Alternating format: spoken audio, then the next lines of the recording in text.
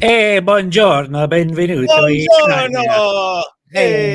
Babidi! Fantastici. How are you doing today? The pizza. Pizza. Hey, did you know Italians don't have any sense of humor about that? I think so, yeah. My friend Paul, he's a guy who got arrested with us in Dearborn, but I went over to his house and he had there was like an Italian exchange student, but the Italian exchange student's family had come over to meet people in New York, and they were over at my friend Paul's house, and they didn't speak any English. They didn't speak any English at all. And so the son walks up to me, and Paul introduces, and I go, "Hey, a bibbidi bobbidi, a bobbidi boobidi," and I thought he was going to laugh, and he didn't. He just got like this. He just went like this. And I was like, "Oh darn, they got no sense of humor over in Italy, man." Oh boy. So they know. So okay, spaghetti good, bibbidi bobbidi bad. Bibbidi bobbidi, can't do that, man. Bibbidi bobbidi sounds pretty bad. Pretty bad. So, David, what's up? How you doing? Yo. How you doing? Good. How are you doing? I know it's good because I know all about Italy. I watched a bunch of Sopranos clips. Oh, that's good. That's good. At least somebody knows something. That some people do something. Yeah. So recently, there is actually a clarification that I must make here. Now, it has been viral reported that Giorgia Meloni, Prime Minister of Italia, made some statements about Islam. She made some statements and she made some spaghetti. And made some spaghetti. And she said Islam is not compatible with the European values at all. And yes, they ate the falafel, we ate the spaghetti. Yeah, that's pretty much what she said. But the thing is, as much as it went viral and it became popular, it turns out that the video is actually an older video, which is originally from 2018. So it is from 2018. It is also very much reported that she has kind of toned down her whole, that's what I heard. Attitude since she became prime minister. She got elected, which is why some people are angry and are saying like she's all talk but no action and stuff like that. But nevertheless, she recently also met up with Netanyahu and condemned Hamas and said we must fight, and they are terrorists and we are different. We support Israel's right to defend themselves and all of that. While she also made a statement saying that we should not fall into Hamas's trap and turn this into an inter-civilizational war and something like that, which Hamas might want to cause. So let us not do that, she said. However, in her speech, which we are about to watch, as a Canadian would say, she blasted Islam and said it's not compatible with our European values at all, and she specifically made a few comments about Sharia. Now, Sharia is a very controversial topic. Are you a scholar? Are you a scholar? What do you call a scholar of Sharia? Are you a scholar of Sharia? And it recently came up on Piers Morgan as well, several times, what Sharia is. And we want to look at her words on Sharia and Islam and see if she is qualified to make those statements. What her qualifications are. Prior to that, is there anything you want to say? Say it now or be silent. I'll just say, yeah, bibbidi bobbidi. That's fair enough. Yeah. Nothing. That's pretty much it. That's okay. Yeah. No. Well, that was good enough. That was good enough. Yeah. Italian woman, eh? Yeah. So Giorgia Meloni, she is the leader of what is thought of as the far right party in Italy, or one of two far right parties. In fact, it is actually a successor of the. It is considered a neo-fascist party, because the party, which is called Brothers of Italy or Brotherhood of Italy, is continues in a line of the party that Benito Mussolini in the Second World War was leading, which was the actual fascist party. However, they have become very different, and they don't have real like fascist viewpoints anymore. They're just quite hard conservative. So Fratelli that's her. d'Italia. That's her on the screen. That's Giorgini Scalapini. Yeah, Giorgia Meloni. Yeah, it is Giorgia Meloni. Giorgina Scalapini. Yes. That's her. So, all right, let's jump into this. So, as said, I actually found the original footage here, which is from 2018, where she was questioned about some other politician named Salvini and his views on Islam and all that, and she very much agreed with him and said, "Yeah, he's right. Islam is Hey, garbage." wait, go back to that. Go back to that. What? Look what that said. What? No, when you actually clicked on the video. This video? Yeah, look at that. Look, even in the title, we can't read it, but it's clearly got La Coca Nostra there. So this is some mafia stuff. God, that's what you want to go with. Okay. Let's see.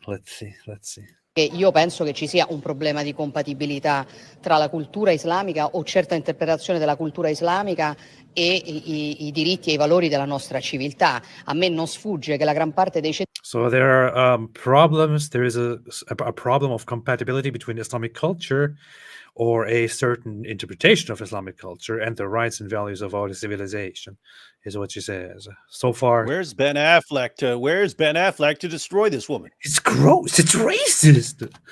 God. I diritti e i valori della nostra civiltà. A me non sfugge che la gran parte dei centri Cosa culturali no? islamici in Italia sono finanziati dall'Arabia Saudita e l'Arabia Saudita è una nazione che a casa sua applica la Sharia. Isn't it so weird that Italian is so fast? It's like Spanish kind Yeah, of. why do they speak so fast? I know. Like the English subtitles can't even keep up. In Italia sono finanziati dall'Arabia Saudita e l'Arabia Saudita è una nazione che a casa sua applica la I feel Sharia. like you'd have to slow it down to like 50% to be at a normal pace. Yeah. At least 75, yeah. Gli islamici in Italia sono finanziati da a me It non does not sfugge That's how I talk about the Villa Scalapini. A me non sfugge che la gran parte dei centri culturali islamici in Italia sono finanziati dall'Arabia Saudita. Oh, that's reasonable. See, Yeah. 7.75 speed. That's reasonable. Mm-hmm. So she says, Yeah. it does not escape my mind that most of the Islamic cultural centers in Italy are financed by Saudi Arabia, and Dall'Arabia Saudita. L'Arabia Saudita è una nazione che a casa sua applica la Sharia. Saudi Arabia is a nation that at home applies Sharia. She says. Applica la Sharia e Sharia significa lapidazione per l'adulterio. Sharia means lapidation for adultery. Lapidation means stoning, execution by stoning. So she's pointing out, according to Sharia, there is stoning for adultery, death penalty for apostasy, and death penalty for homosexuality. It's very, it's good that she actually mentions apostasy here, because this is not something that often comes up. It's not like people in the mainstream Western world, when they mention certain things about Islam, the problems, they often talk about women and homosexuality and this and that, but it's not always that apostasy is mentioned. So she specifically brings that up: stoning adulterers, death penalty for apostasy, death penalty for homosexuality. And worst of all, no gabagool there. Yeah. No gabagool in Islam. Yeah. Per l'adulterio, pena di morte per apostasia, pena di morte per omosessualità. Credo che queste Pena di morte omosessuali, something, yeah. questioni vadano poste, che non vuol dire generalizzare sull'Islam, vuol dire porre. See, she even, like, this is supposed to be the far right, the woman that everyone was scared of. Look what she's saying. I believe that these issues should be raised, which does not mean generalizing Islam, like generalizing. Now, what are your thoughts on that, David?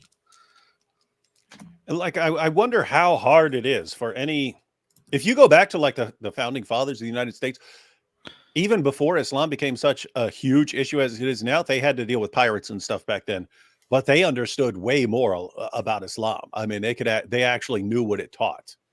And now you've got all of these politicians who, I mean, they're running countries, and Islam is kind of a really big deal, and they still can't learn anything about it. They can't learn it to actually quote a source. Like everything she was just saying, and she goes, and it's in their most trusted sources that Muhammad commanded his followers to kill apostates. That's an issue. Fortunately, many Muslims don't aren't enforcing this and so on. But that doesn't mean that it's not a problem. That it's not going to be an ongoing problem. Very, very simple to do, and no one will. It's like everyone just goes on what they heard, and if they heard that Islam is good, then they think it's good, and if they heard that there are some problems, they'll still, but this interpretation of Islam. But my goodness, guys, I mean, how freaking hard is it? You could sit down for 2 hours and know a lot more than pretty much any politician knows. That's true. That is true. You could get yourself one of those simple Sharia books. Maybe I should make a stream on that. You should write. You should make an introduction to Sharia for moron politicians and journalists. Call it that. Okay. Introduction to Sharia for moron politicians and journalists. I'll work on that. I'll start doing that. I'll do that. I'll do that soon. I believe that these issues should be raised, which does not mean generalizing on Islam. So she also brings up an important point, which is we're not even necessarily talking about why Islam itself is a problem, why Islam is bad, and all of that. She specifically has a stable point here where she says much of Islamic activity in Italy is organized and financed by Saudi Arabia, and Saudi Arabia directly applies certain Islamic laws according to which these things are done. So if Saudi Arabia influences and steers where Islam goes in Europe and in Italy, then that's problematic, because then it will be it will be problematic. Vuol dire porre What a great speech, man. Generalizzare sull'Islam vuol dire porre il problema che c'è in atto un processo di islamizzazione dell'Europa che... Look, and here is an important thing that she says, which is often, if you say these words, you are often accused of being like a far-right racist, whatever, in Europe. But she says it means raising the problem that there is a process of Islamization in Europe that is very distant from the values of our civilization.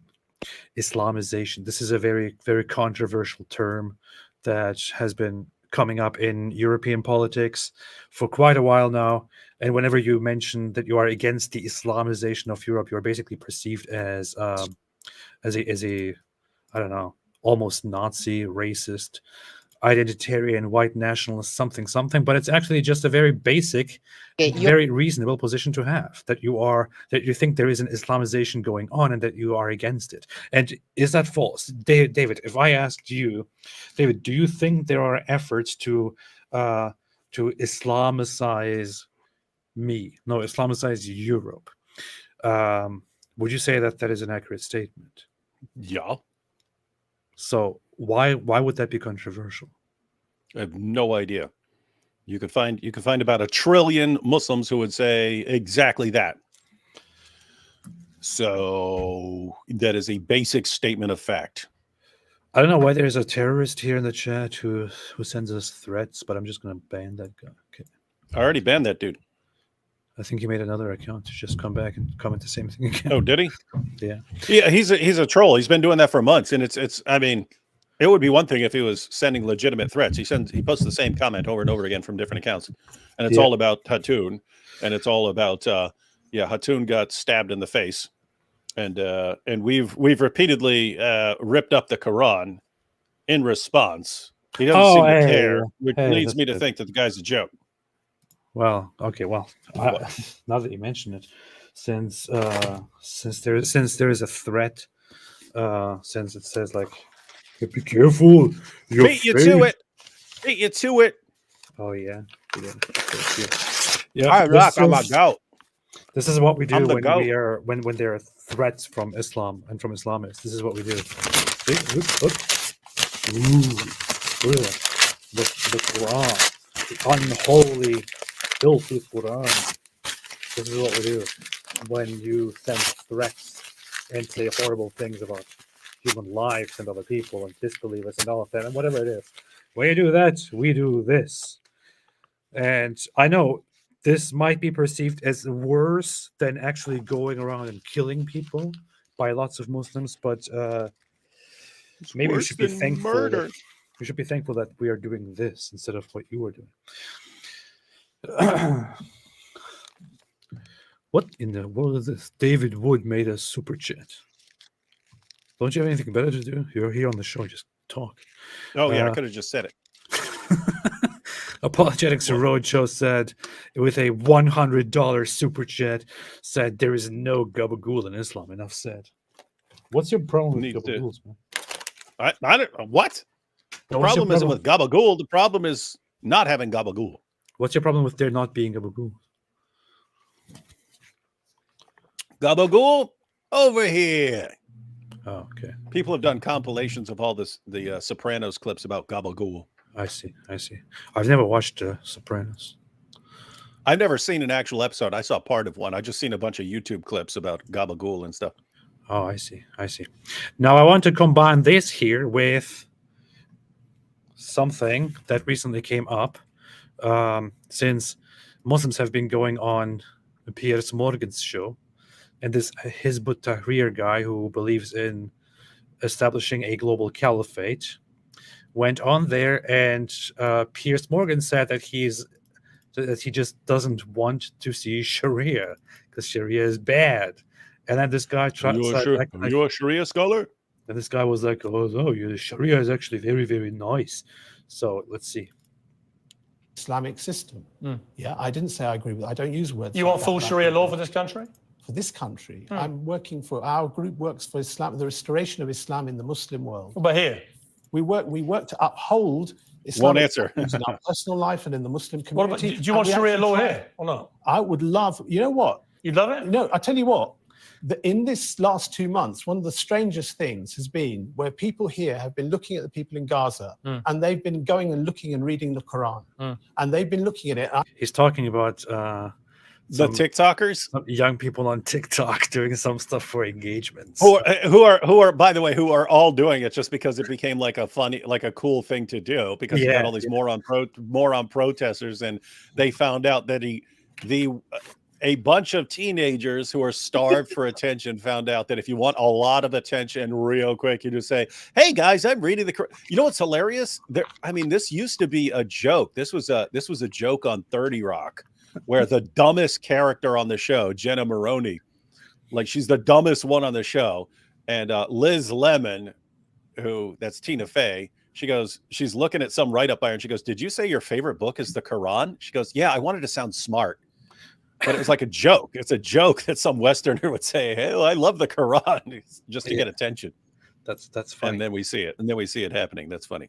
But I mean, that's what it looks like, right? Look at this. Look at the situation here. It's these Muslims right now, and Muslim scholars. I mean, this guy is a scholar and a head of an Islamist organization which actually wants to establish a global caliphate.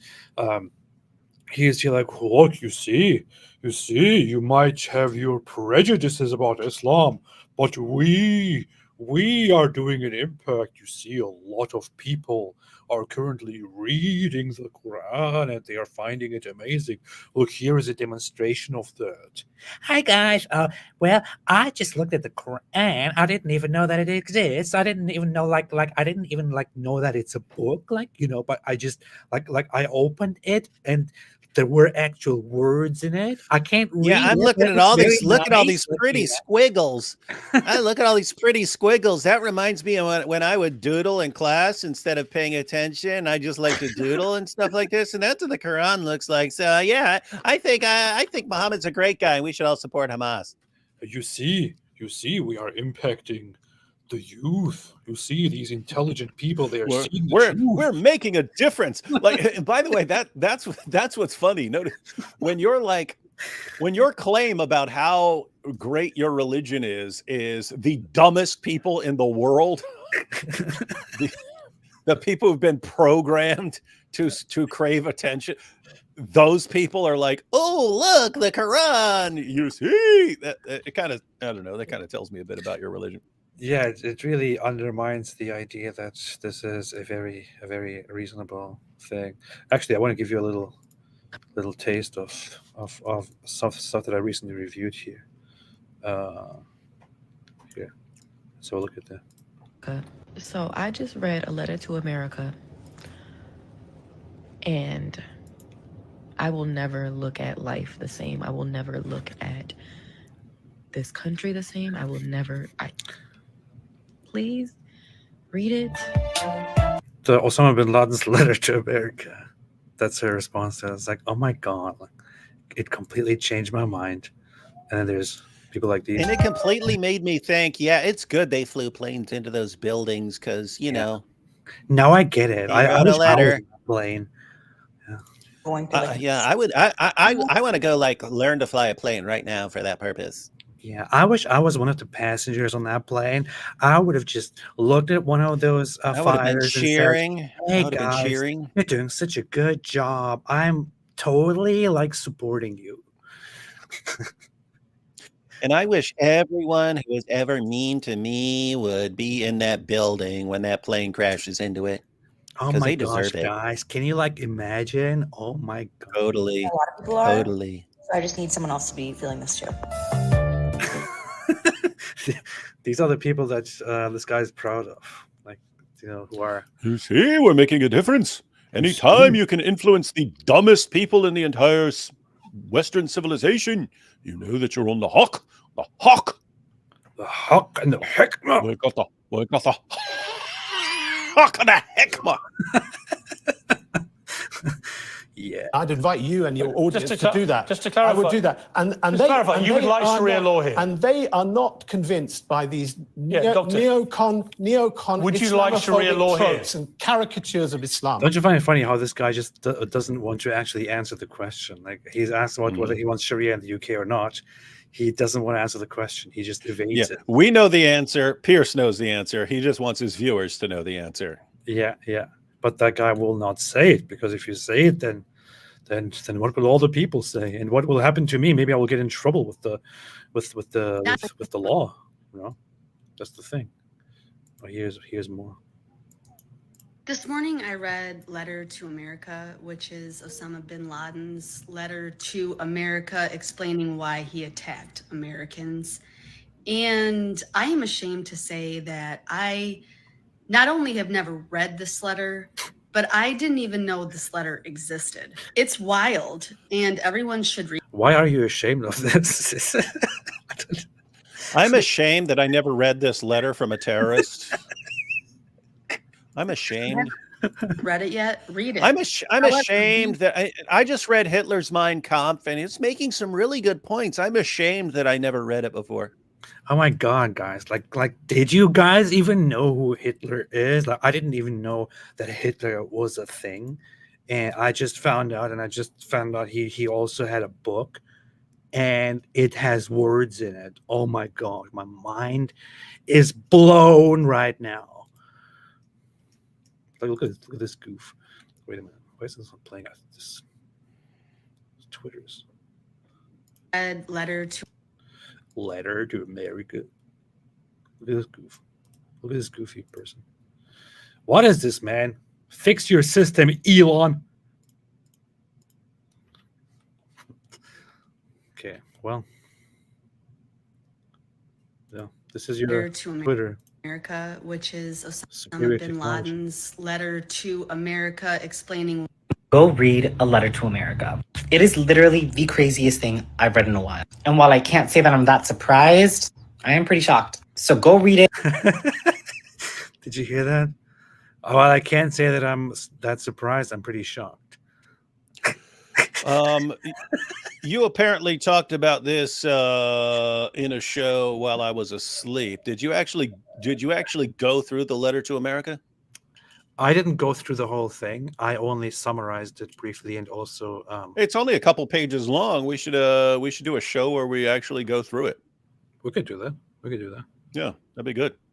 And you Look can at play a couple. You can play several TikTok videos because they're all short. Play some TikTok videos, and we'll read through it and then talk about explain where he's getting this stuff from. Yeah, look at this goofy. Letter to America, which I will be going through right here, but it's actually so mind-fucking to me. Okay, well, that terrorism has been sold as this idea to the American people, and honestly just so many Western inhabitants within certain nations, that this group of people, this random group of people, just suddenly wakes up one day and just fucking hates you, just wants you. This is so dumb. This person here actually thought apparently her entire life that terrorism is just these people randomly waking up one morning and hating you and wanting to destroy you, and she thinks that's how everyone else also viewed it. So she's like, "Wow, guys, did you know that terrorism is not just people waking up one day and hating us and trying to kill us? Wow, why did nobody ever tell us about this? They never told anybody about this. The government doesn't even know about this." Man, these people. But this is what Muslims are proud of right now.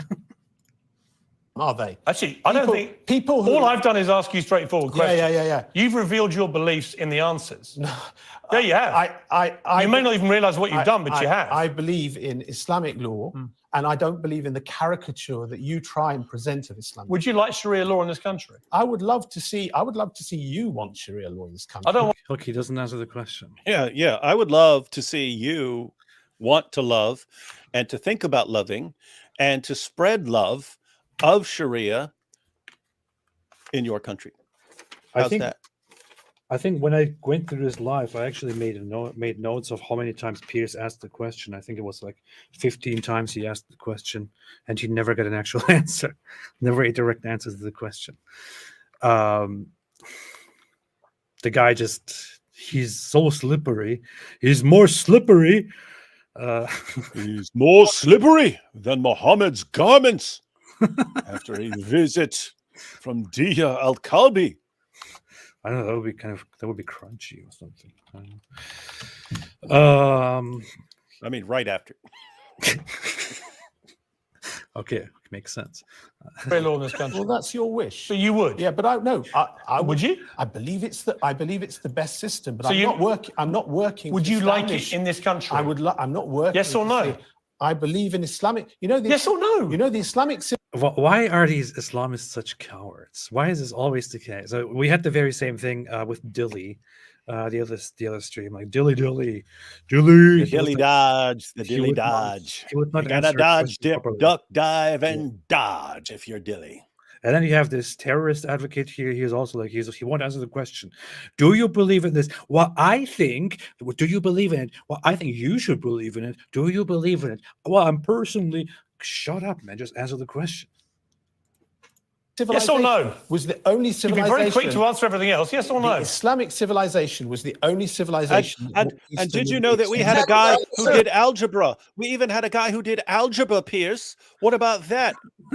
Do you watch Sharia here? Did you know that a Sufi Muslim helped come up with the drink of coffee? Did you know that? Do you watch Sharia here? Yeah. Why are you stuttering? Yeah. Look at this guy's eyes. Yeah. Interviewed saying that all Palestinians, they are responsible. This man is being more slippery. He's being more slippery than the lubricants that he sells in his daughter's sex shop. And that's the reality of the situation. It's basically what's happening.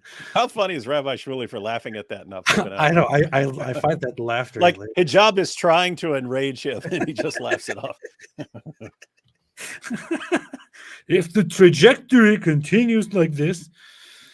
By the way, little side note, and people need to understand this because like they're all following the same pattern. Hijab is probably the best at it, but they're all following this plan of, okay, we have an opportunity to talk on this show. So how do we derail it the entire time?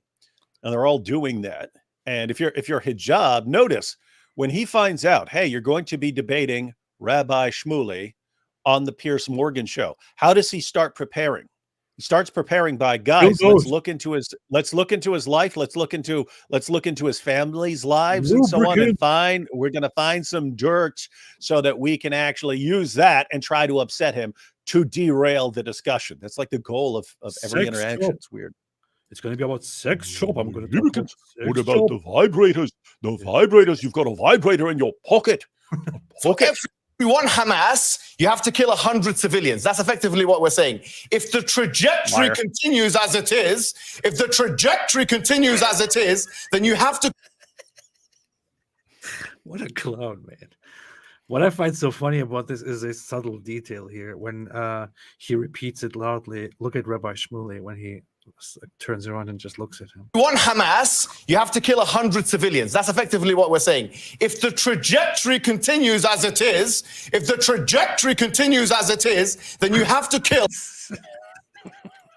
3 million Palestinian civilians in order to kill 30,000 Hamas fighters. If you By the way, complete lie. Funny. Anyway, it's total lie. Been through that. I would love to see that. Why are you shaking? System there. Wouldn't you like to see a system? Who pays your salary? Civilization was the only civilization that brought peace to the Middle East for Muslims, Jews, and Christians. The Islamic civilization. Yeah, that's what Islam brought peace to the Middle East. Yep. They wiped out everyone else and then started wiping each other out. Shias versus Sunnis. It did bring peace in a way. Hazalites. Yeah, it did bring peace insofar that whenever they slaughtered the other religious group, there was peace afterwards. Or when they enslaved an entire population and imposed the jizya on them and said, if you don't pay, we will kill you all, then there was peace. When the caliphates rebelled against each other, there was peace.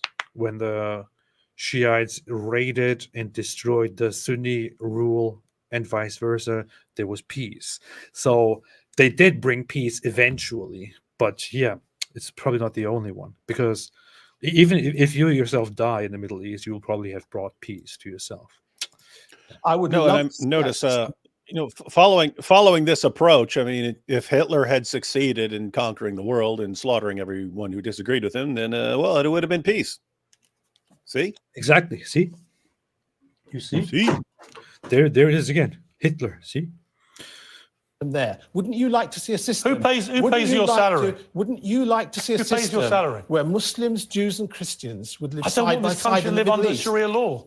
It's not talking about this. I'm talking about the Middle East. Yeah, but you suggested you wanted it to be under Sharia law here. You suggested. Do you or not? You well, do you or not? What's funny? Look at this guy's face. Look again. Yeah, I know. Again, his funny facial expressions. Another case of somebody like laughing in the face of this ridiculous confrontation. Look at this. You suggest. Do you or not? You well, do you or not? What's funny? What's funny is your approach to question. Why? Honestly. Just answer the question. Because you know why it's funny. Yes or no? You either do or you don't, right? I ask a question. The answer is yes or no. Why can't you say yes or no? I mean, to anyone watching this who is not on the Islamic camp and who is not a fan of this, even among Muslims who are watching this, it probably should be clear that the guy has been like cornered here and is just making himself look ridiculous, right? He's avoiding the question. He's doing this ridiculous laughter in a completely serious situation. And I'm glad that Piers is like, what's funny? Right, the question. Because you know what? It to be under Sharia law here. You suggest. Do you or not? You well, do you or not? What's funny? What's funny is your approach to question. Why? Honestly. Just answer the question. Because you know why it's funny. Yes or no? You either do or you don't, right? I ask a question. The answer is yes or no. Why can't you say yes or no? I believe in the Islamic system. Would you like Sharia law in this country? I would love. Yes or no? I would love to see you want. No. Answer the question. Never mind what I want. What do you want? I want to see the Islamic system re-established. Would you like in the Muslim Sharia world. law in this country? Last time I'm going to ask if you. Sharia law, Just yes or no. This should be clipped. I mean, this should get much more attention. Just thought about how this should actually be pointed out. You should make a video about slippery. And then you should include Muhammad Hijab saying, "This man is more slippery." Yeah. If Sharia law means upholding, you should do that.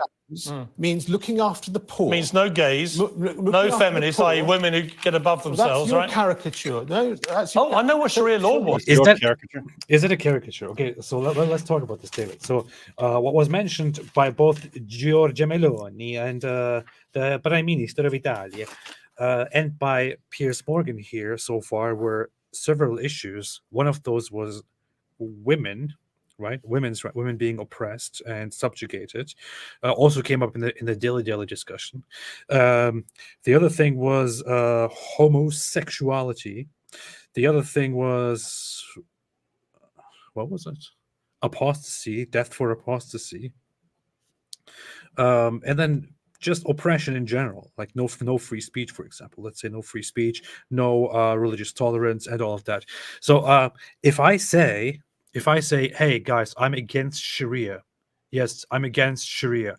Under Sharia, there is an oppression of women, oppression of minorities, no freedom of religion, no freedom of speech and consciousness. There's death for apostasy. There's death for homosexuality. There is death for this and that. Is this a caricature? And why is this a caricature? I mean, or is your definition of caricature something that is that focuses on a certain aspect which you don't want to talk about? David, we can both confirm several aspects of Sharia, right? So when we talk about death for apostasy, is that something that is just a caricature, or is it something that is from the Islamic sources themselves? That's straight out of the Islamic sources. So you have Islamophobic. Yeah, so you have Muhammad commanding his followers that if anyone leaves his Islamic religion, kill him. The disputes that you have among the different schools, the disputes that you have are on the application of that. Do you need to give someone a waiting period? If so, how long? In other words, if someone leaves Islam, do you invite him back to Islam and give him a waiting period to decide? Or do you just execute him? And they have disagreements of that. They also have disagreements about whether you kill a female apostate the same way you would kill a male apostate.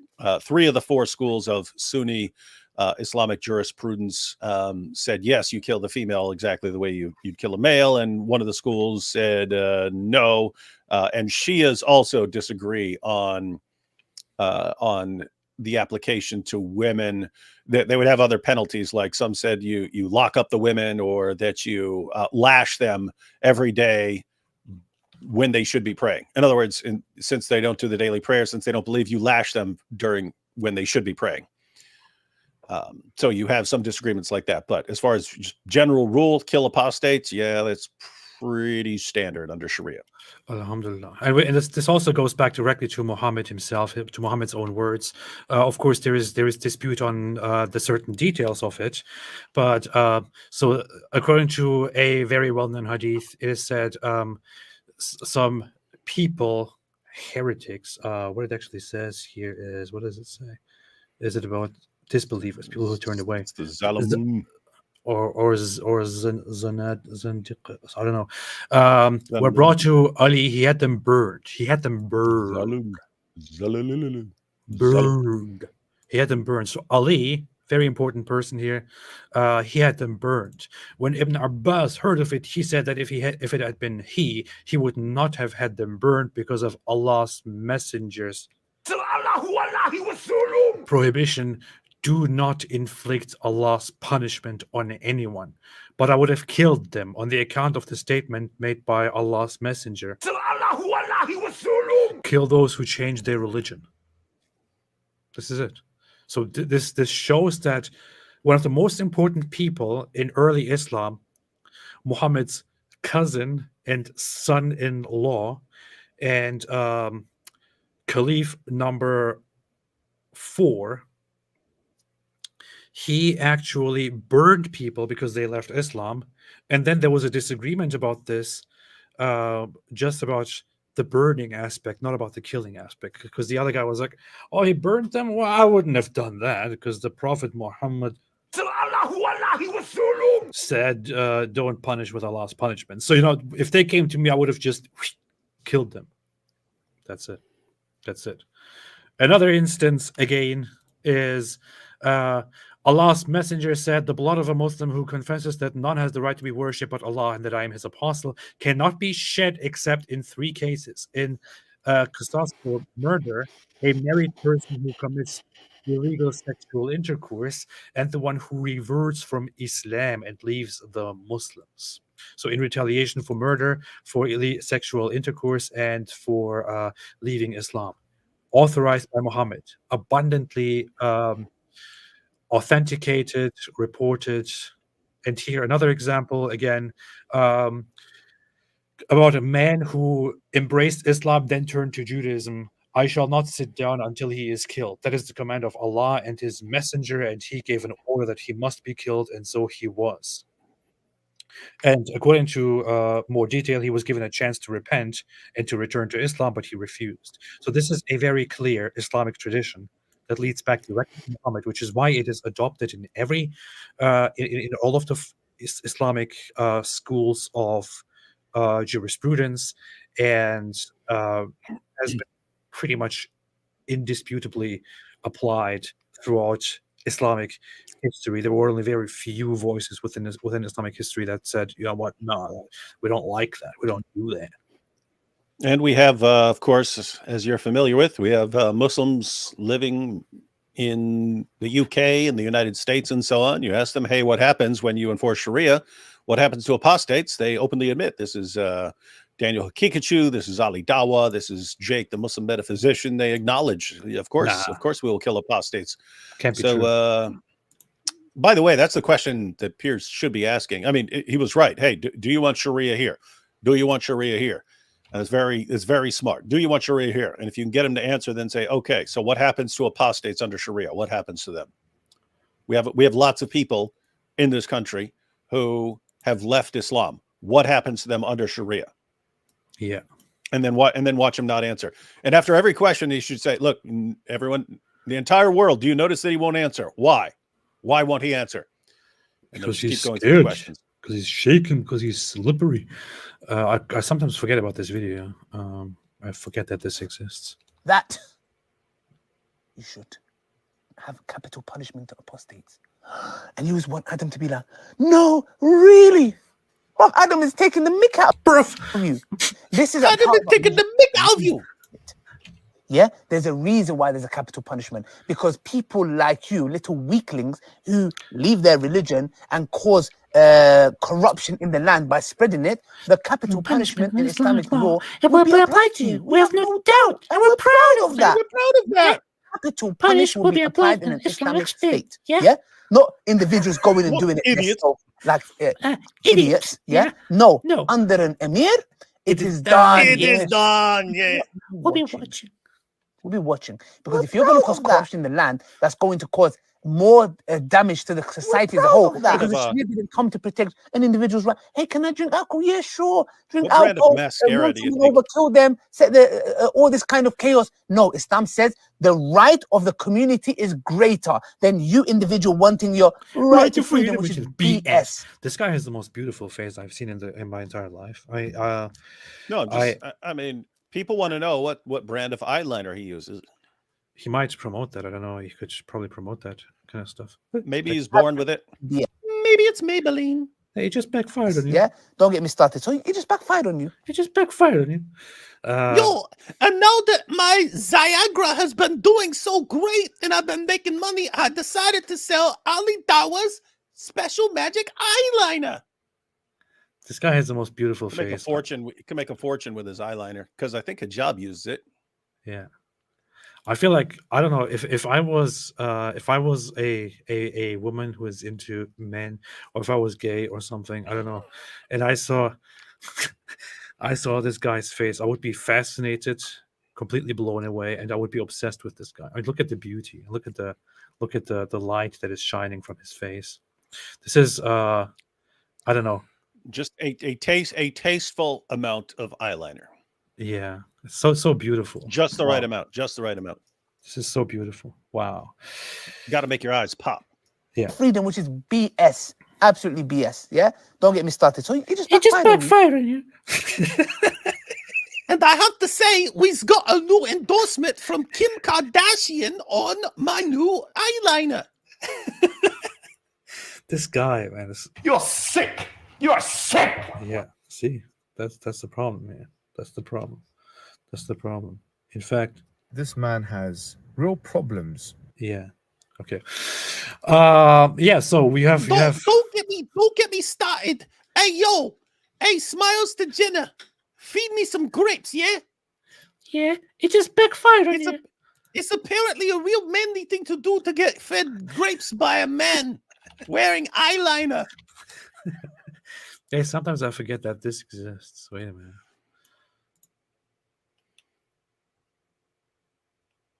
Sometimes I forget. We'll be watching. Oh, that's a jam, man. We'll be watching.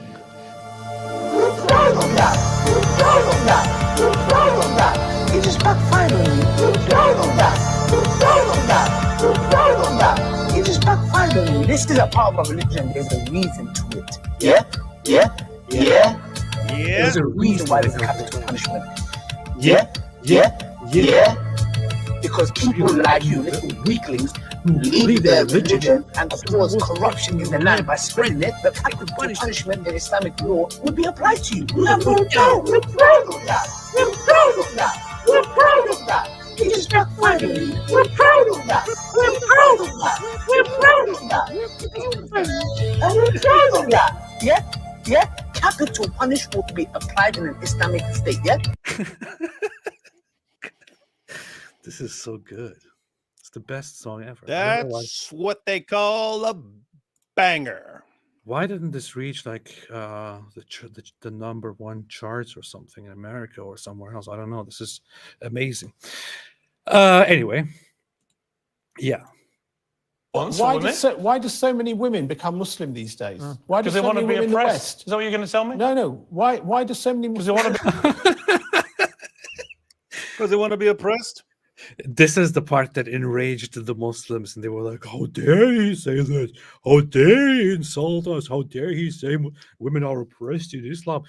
Although he's not even suggesting, he's not even directly saying that women are oppressed. He's just saying they choose to be oppressed. Is that what you're going to tell me? So I guess that implies that there is an oppression taking place. But still, No, it's no mystery why there are women who convert to Islam. It's always one of two things, or a combination of the two. They either believe the lies of some Dawah guys who tell them, "Oh yes, look how you're treated under Islam. Oh, Muhammad he liberated women." They either fall for that stuff, or they fall in love with a Muslim guy. That's it. That's 98% of the time. It's one of those two things. Alhamdulillah, it's powerful stuff. Be oppressed. Women in the world become Muslim these days. You tell me. Well, you better ask them. Well, why don't you tell me what you think? They seem to find it something that attracts them, Islam. Really? Yeah. Okay. Yeah. Many Muslim women dude. in the West become. Yeah, well, lots of women. Like when you go outside, you walk through the streets of the UK, of America. You see it everywhere. Like wherever you go, you always see a woman who just converted to Islam. In fact, you might never ever encounter one, but they are there. I promise. I promise they are there. They exist. This is such a weak point. This is like trying to make an argument by just asking a question and not giving any reasoning, any argument at all. A question like this is not an argument. The real question: how many well-informed women convert to Islam? I don't know of any. And why exactly do they? Let's analyze their reasoning. Yeah, let's analyze it. Muslim, and for some reason they seem to like the fact that it's. Do you work with women doctors? Yes, I do. And how do they feel about your views on this? I keep a very strict line. Do they know what your views are? Pierce has had enough of this conversation at this point. They watch this. What do they think? I'm going to be surprised. Some of them will know, some of them will not know. Okay. Some of them will know, some of them will not know. Okay. Doctor, thank you for coming in. I appreciate it. You've been enlightening with your responses. You may not realize quite how enlightening, but you might find out. Here's burn them up there. I appreciate you coming in. Thank you. You're welcome. Man. This is amazing. This is amazing. So, another issue, women. When we talk about women, it is a very, very clear thing in Islam that in an Islamic society, women are considered pretty much lesser beings, right? They're not considered equals. They're not considered people who have equal rights, who can be on the same level as men, who can be free, who can make their own decisions. Women are supposed to be quiet. Women are supposed to not go outside without asking their husband's permission. They are supposed to be beaten into obedience if the men fear arrogance. They are supposed to immediately come to bed when the husband says, "I want sex." If they say no, then the angels will be like, "Oh, shame on you! May Allah curse you!" all night. How dare you! How dare you! The angels will go like this all night to the woman. You're finished already. Look at me. Look at me. You know you're done. Man, go ahead, say something. You want to say something? Woman, you're being as slippery as. Chloe said ad guard extension, bro. I don't like using ad blockers. I just don't like it. I'm sorry, Chloe. You have to deal with this. The Sahima Square said we need the rabbi laugh on the soundboard. I really should do that. I really should do that. Let's see. Let's open that up again. No, undefinite. It is done. Yes, and we, you know what? We'll be watching. We'll be watching. You're proud of that. You're proud of that. You're proud of that. It just backfired on you. You're proud of that. You're proud of that. You're proud of that. It just backfired on you. Okay. Actually, let's look at this. Give you a measured response, but let's get to Sharia law. Do you hate Sharia law? I don't hate Sharia law. You said you know about Sharia What? law. I do. I know that. I hate Sharia law. I hate it, Dilly. Yeah, come on, Dilly. Join us live, Dilly, and break it down for us. Come on, tell Dilly. us why we should love it. Come here, Dilly. Come here, Dilly. Come on. And then explain why you don't actually want to live in a country governed by Sharia, because you could move to Afghanistan, but you don't. Don't be Dilly. Nah, why would he move there? The Dilly Dodge. Sharia law operates in a number of countries around the world. And I know that in somewhere like Afghanistan, the women who are under Sharia law imposed by the Taliban are deeply oppressed. Would you agree with that? What qualifications Well, do hang you on. even talk about? Hey, this is funny. Straight Outta Kaaba just makes me think that could be a good parody of that song. That's Straight Outta Compton. Like, Straight Outta Kaaba. Crazy MF named Muhammad. And it can go like that. Named Prophet Mo. Yeah, that's good. That's a good idea. It's a good idea for a rap song. Would you agree with that? I used to rap. I used to rap an apostle when I was in prison. I used to do parodies of the songs, but I did one called "Straight Outta Tarsus." But it was "Straight Outta Tarsus." Crazy Christian brother named Saul. Wait, start off as Saul. Wait, so it was "Straight Outta Tarsus." Crazy Christian brother named Paul. So get ready because you're headed for a big fall. You catch me preaching in the book of Acts. I would have preached in Asia, but the Spirit held me back. I come out flipping the scriptures like a sword off. Devils and demons and imps are getting hauled off. It went on like that for a while. And, Nice, nice. That's what I did. I would take all the songs that people were listening to, and I would what was that? There was DMX. DMX would come out with something. Oh yeah. It was like, y'all gonna make me. Y'all gonna make me go to church. Up in here, up in here. Yeah. What qualifications do you have? David, what qualifications do you have to talk about Sharia? Yeah, it's we've talked about this before. What qualifications do you have? I'm literate. I can read words off a page. What are your qualifications? I can read words off a page. What are your qualifications about Sharia specifically? Like, who are you to talk about Sharia? I can read words off a page. What are your credentials? And notice it's here's the legal system that we want all of you to be under. Okay, well, can we talk about this? No, you just have to accept it mindlessly. You just have to mindlessly accept the rule of the Taliban without questioning any of it because you're not experts. You're not experts in it.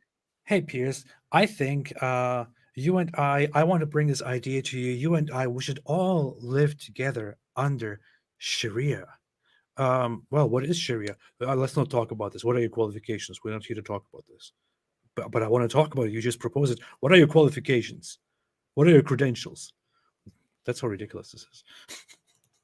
Which points of agreement? Yes. Do you agree that the way the Taliban treats women is oppression? I'm going to answer your question. Can you answer it? Oh yeah, when we went through this the other day. He should be specific with something that, like Muhammad said, the same thing that with like on the PVD podcast. What do you think under Sharia should happen to apostates? Dilly. What do you think if I convert to Islam in an Islamic state, if I convert to Islam and then I leave Islam, I say I abandon this stupid religion, what happens? Tell me, what do you think should happen? Well, you're not an expert. No, I'm asking you. I'm asking you what happens. How dare you abandon this stupid religion? How dare you? You should be executed. Let's get. I believe that the punishment for apostasy in a correct Islamic state is death. I believe that that's the correct. Let me finish. Let me just respond, sir. I believe that that is the correct punishment, which has been revealed by God, both in the Quran and the Bible. Do you believe I should be killed today? And I answered you, sir. Yes or no? I answered you. Yes or no? I answered you. I think you said yes. You want me to Yeah, answer? yeah. I said Yeah, you answered. In a proper Islamic jurisprudence jurisdiction, an Islamic nation, all of the laws of Islam and the Sharia, as revealed by God, should be applied. So if we were in that kind of state, would you do it? Including I'm not the one that with proper due process, with a proper court hearing, just like any nation of laws. The laws of the Sharia should be applied, including the death penalty for not only apostates but also blasphemers. You see. Is this a caricature? Is this a caricature? And he's like, no. I mean, don't worry. It's not just a death for apostasy. It's death for apostasy after due process. Just like when you steal something here, for example. You will get in trouble with the law, and they will have to, there will be due process, and you will be found guilty, and then you will have to pay a fine or something. I don't know. And just like that, same thing, just like that under Sharia, which we are advocating for. If you leave the religion, that means if you decide, you know what, I don't believe in this anymore. Yeah, you'll be killed. What's the problem? What's the big deal? Sharia is beautiful. You didn't answer me, yes or no? So when you ask these guys, we did answer. Yeah, I believe. Yes, when you ask these guys, they say it very clearly. It is death for apostasy, which is why actually I really hope that one day Daniel Kikuchu can go on to Piers Morgan's show. Like I don't even. I want him to go on Piers Morgan's show more than I want him. I want Piers Morgan to invite me. I would go there and I would like to talk about everything. That someone message Piers and say, hey, there's a guy. Say, hey, there's a guy. We don't know what sort of no-fly list this guy's on, so we don't know if he can travel over there. But yeah, you need to get this guy on there, and he'll give you some answers that good friend Dilly Hussein is too much of a coward to answer. Well. That's definitely and because I know Piers Morgan will not give the stupid responses that Patrick Bet-David and others probably gave, and where they ignored the horrible things that these guys were saying. If he goes on to Piers Morgan and actually argues that apostates should be. But what would happen if Dylan Mulvaney walked into your mosque? Okay, guys, I get it. You want to kill apostates and all that, but can we talk about Dylan Mulvaney now? Of course, man, trending. Gotta talk about it. So anyway, Giorgia Meloni said. Noi siamo, per la difesa della bellezza del territorio, per cui il tema non è per me quello di un condono, il tema può essere quello di un piano imponente di. She said piano. This is what she said. So Giorgia Meloni said that, and this is why we need to talk about this. She also gave Netanyahu a hug. big hug. This is, of course, a big problem for Islam. Why can't I hear this? There's not even sound here. I can't hear this video. Wow, this is bad. What kind of news channel is this? Why is there no sound on this video? Wow, this is amazing. Amazing stuff. All Indian news channels. Prime Minister Meloni, Giorgia, thank you for coming here. Thanks for standing with Israel. Finally, So we some said English. there's one thing better than standing with Israel. It's standing in Israel. So we welcome you for coming here. This is a time, our darkest hour. We have to defeat this barbarism. This is a battle between the forces of civilization and really monstrous barbarians who murdered, mutilated, raped, beheaded. Oh no, he called all non-Israelis animals and barbarians and savages. Oh no, did you hear that? Oh no. That's how this was twisted, by the way. Burnt innocent people, babies, grandmothers. This is a test of civilization, and we will win. And we expect all the countries that lined up to fight ISIS to line up and fight Hamas, because Hamas is the new ISIS. So thank you for coming here. Thank you, Prime Minister. I'm happy of being here. I thought it was very important to come personally to bring the solidarity of the Italian government and the Italian people. And isn't it funny how she sounds completely different in English? Sounds like a completely different person. Government and in English, she sounds like she's been smoking for 30 years or something. Look at that. Riqualificazione del nostro tessuto urbano significa sostituzione edilizia, significa demolizione e ricostruzione con la. What happened to her voice? Images were incredible about what happened 2 weeks ago. That showed something more than. This is so weird. Simply, a war.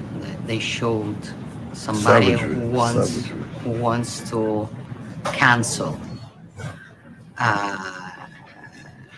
Jewish people from this region, and it is up to anti-Semitism, and that's something that we have to fight yesterday. She's one of the few people who actually acknowledge it. That these guys are there to get rid of Jews altogether. That this is an extermination attempt. And today, so we defend the right of Israel existing of defending itself, security. Look, that sounds more like her. If I put it on 1.5 speed. For its people and. Accordo dei proprietari e facendo anche camminare l'economia. No, it's totally different. What happened to her voice? What is that? What being elected does to you? It like ruins your voice. I think there is such a thing when you become prime minister, your voice changes. It's just like in puberty. Io direi che sarebbe sensato se vogliamo parlare di. Yeah.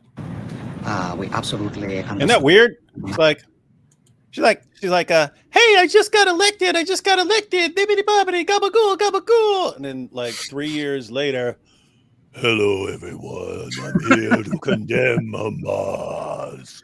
Yes, I condemn them. I am your father. Don't exaggerate. Yeah. So, David, what is the solution? To what? Islam. Oh, everyone stop defending it and start criticizing it. It's that simple. It's so much simpler than people think. It's like, oh my goodness. Like the foundations of Islam, especially in the West, but really everywhere, have been built upon it's all lies, right? It's all lies. I don't mean they're things I disagree with. I mean flat out lies. The people who told these lies knew that they were lying when they came up with these things as reasons why everyone should be Muslims. You've got all of those reasons. You can destroy them. You can expose them and destroy them. But as fast as we expose those lies, we've got an endless array of morons in every position of power in the West defending Muhammad and the Quran. Just stop that, get out of the way, and let us wreck this ideology for the good of the world. It's pretty simple, pretty straightforward. It's called lettuce. Lettuce. Let us do this, and tomato. Yeah. Here is another thing from our dear friend, whom you can pay $100 to have a half-hour consultation about what to do with You should call him up. You should call him up and record. I know. I thought of doing that as well before. So he's talking about apostasy laws. Let's see. When Muslim exit from his religion as a murtadin, it must. Wait, who's this person? Why do they sound the same? I thought this was him speaking. They sound very much the same. Look at that. Who's this? Be killed. Can you please clarify this? Show me one country in the world. Don't they sound the same? They sound the same. Can you please clarify this? Show me one. You think all non-Turkish people sound the same? They do. World that implements this law of apostasy. Yes. So let's assume there are 3 or 4 countries. In Indonesia, is this law applicable? No. Okay. How many people exit Islam? Let's say. Let's say say few millions. But this is not true. Yeah. A lot of people exit Islam. It's a tsunami. It's an avalanche. It's an avalanche. Not even hundreds of thousands. Yes. There are no one who knows Islam and would leave Islam, though there is no capital punishment for it. There is no imprisonment because you heard that, right? What? Nobody knows Islam and then leaves Islam. It never happens. Never happened. Never happened. It is something natural. Those who accept Islam never leave it. And those who claim to be ex-Muslims and they are very vocal or isn't this a lie? I mean, these are like dogs that bark. He just called us dogs that bark. People who claim to be ex-Muslim. Hey, Abu Bakr had to fight the apostate wars. Yeah, yeah. I mean, his own scribes who learned the Quran, hearing his voice, from hearing Muhammad's voice. Muhammad's own scribes left Islam. No one ever leaves Islam. I have to show you something funny though, because this is very funny. I have to show you this. So let's watch this video. Let's finish this video here, and then I have to show you something else. Are very vocal or loud. These are like dogs that bark. Only bark and no bite. Okay. So alhamdulillah, the law is there. Anyone who accepts Islam wholeheartedly and then rejects it and commits an act of apostasy, he, in Islamic Sharia law, he is given an ultimatum to repent and to retract his actions and what he said. In certain period. Yeah. If he refuses, then the Muslim judge rules with other 2 judges that they spoke to him, that they gave him a chance, and he refused. And they take this verdict to the Muslim ruler, and the Muslim ruler offers the ruling whether to be executed or not. The Muslim ruler. But hey, look at this part. I have to show you something funny here. Now look what he says here first. But this is not true. Yeah. Not even hundreds of thousands. Yes. There are no one who knows Islam and would leave Islam, though there is no capital punishment for it. There is no imprisonment because it is something natural. Those who accept Islam never leave it. And those who claim to be ex-Muslims and they are very vocal or loud, these are like dogs that bark.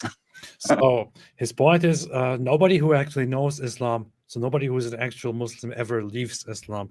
And those who claim to have left, he says those who claim to have left, so they were never Muslims. Now let me show you. Let me show you another video. Did you know that?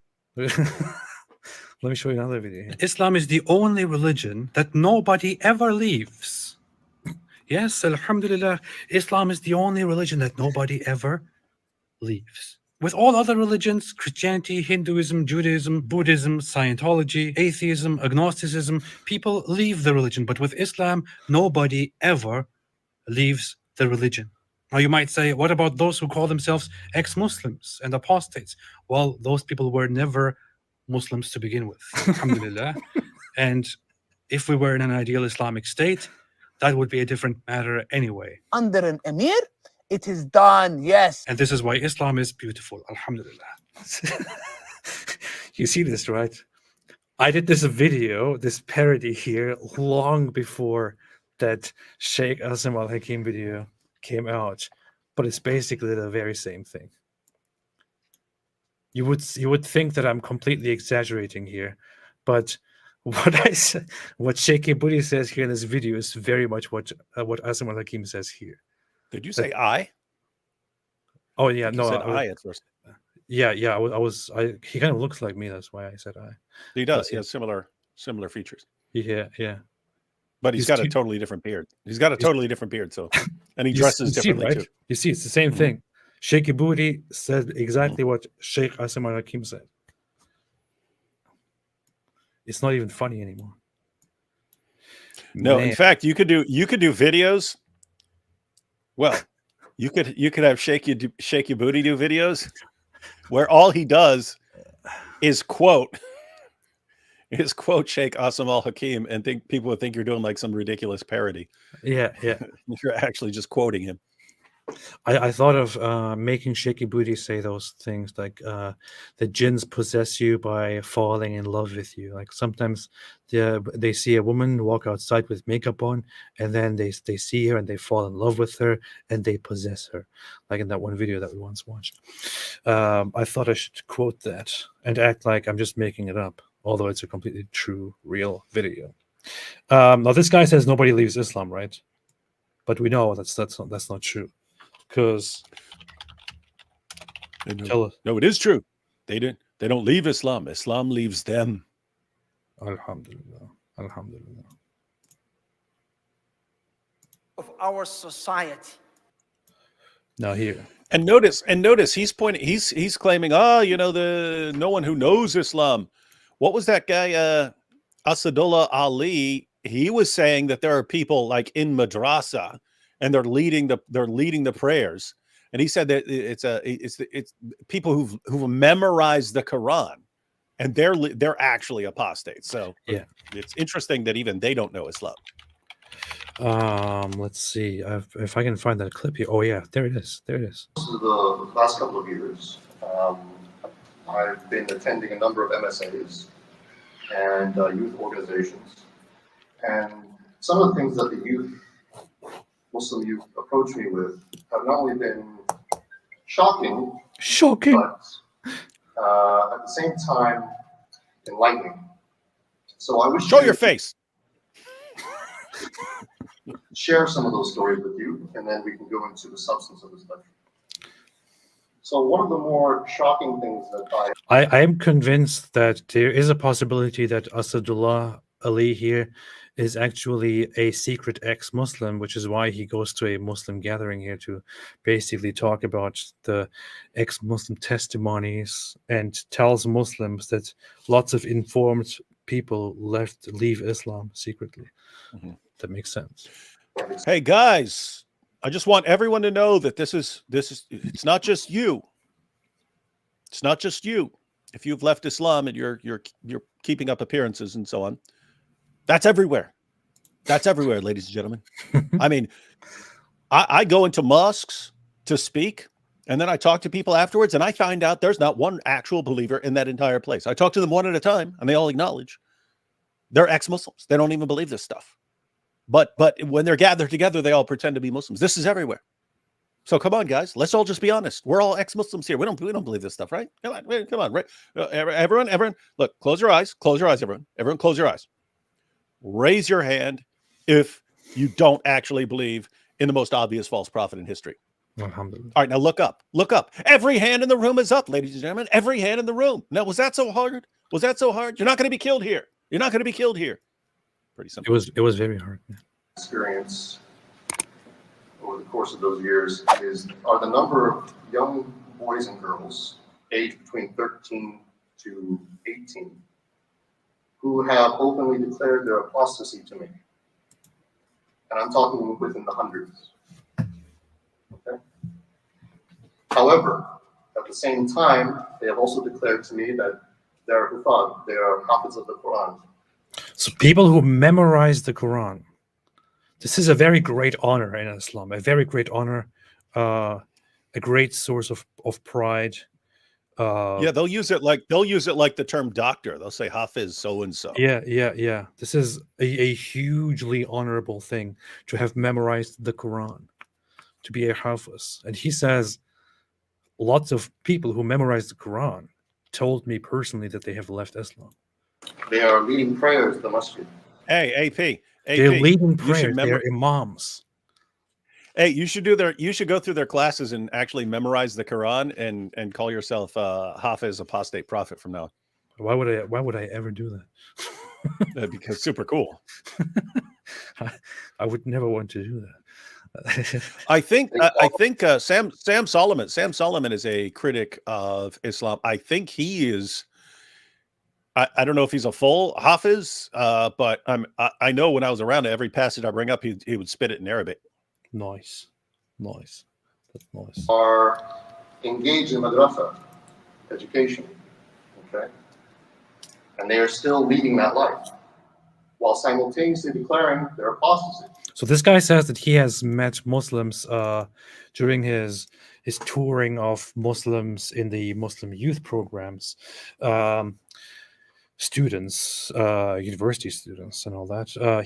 He himself encountered personally hundreds of people who came and told him that they have left Islam. Many of those are people who not only memorized the Quran, but who are also leaders in their community and who lead prayers. So leading prayers means you are in a congregation, you are at the front, and all of the other Muslims in the community pray behind you. They follow your guidance. So these are the in the imam position. People like that left Islam and told him personally, hundreds. That's what he says.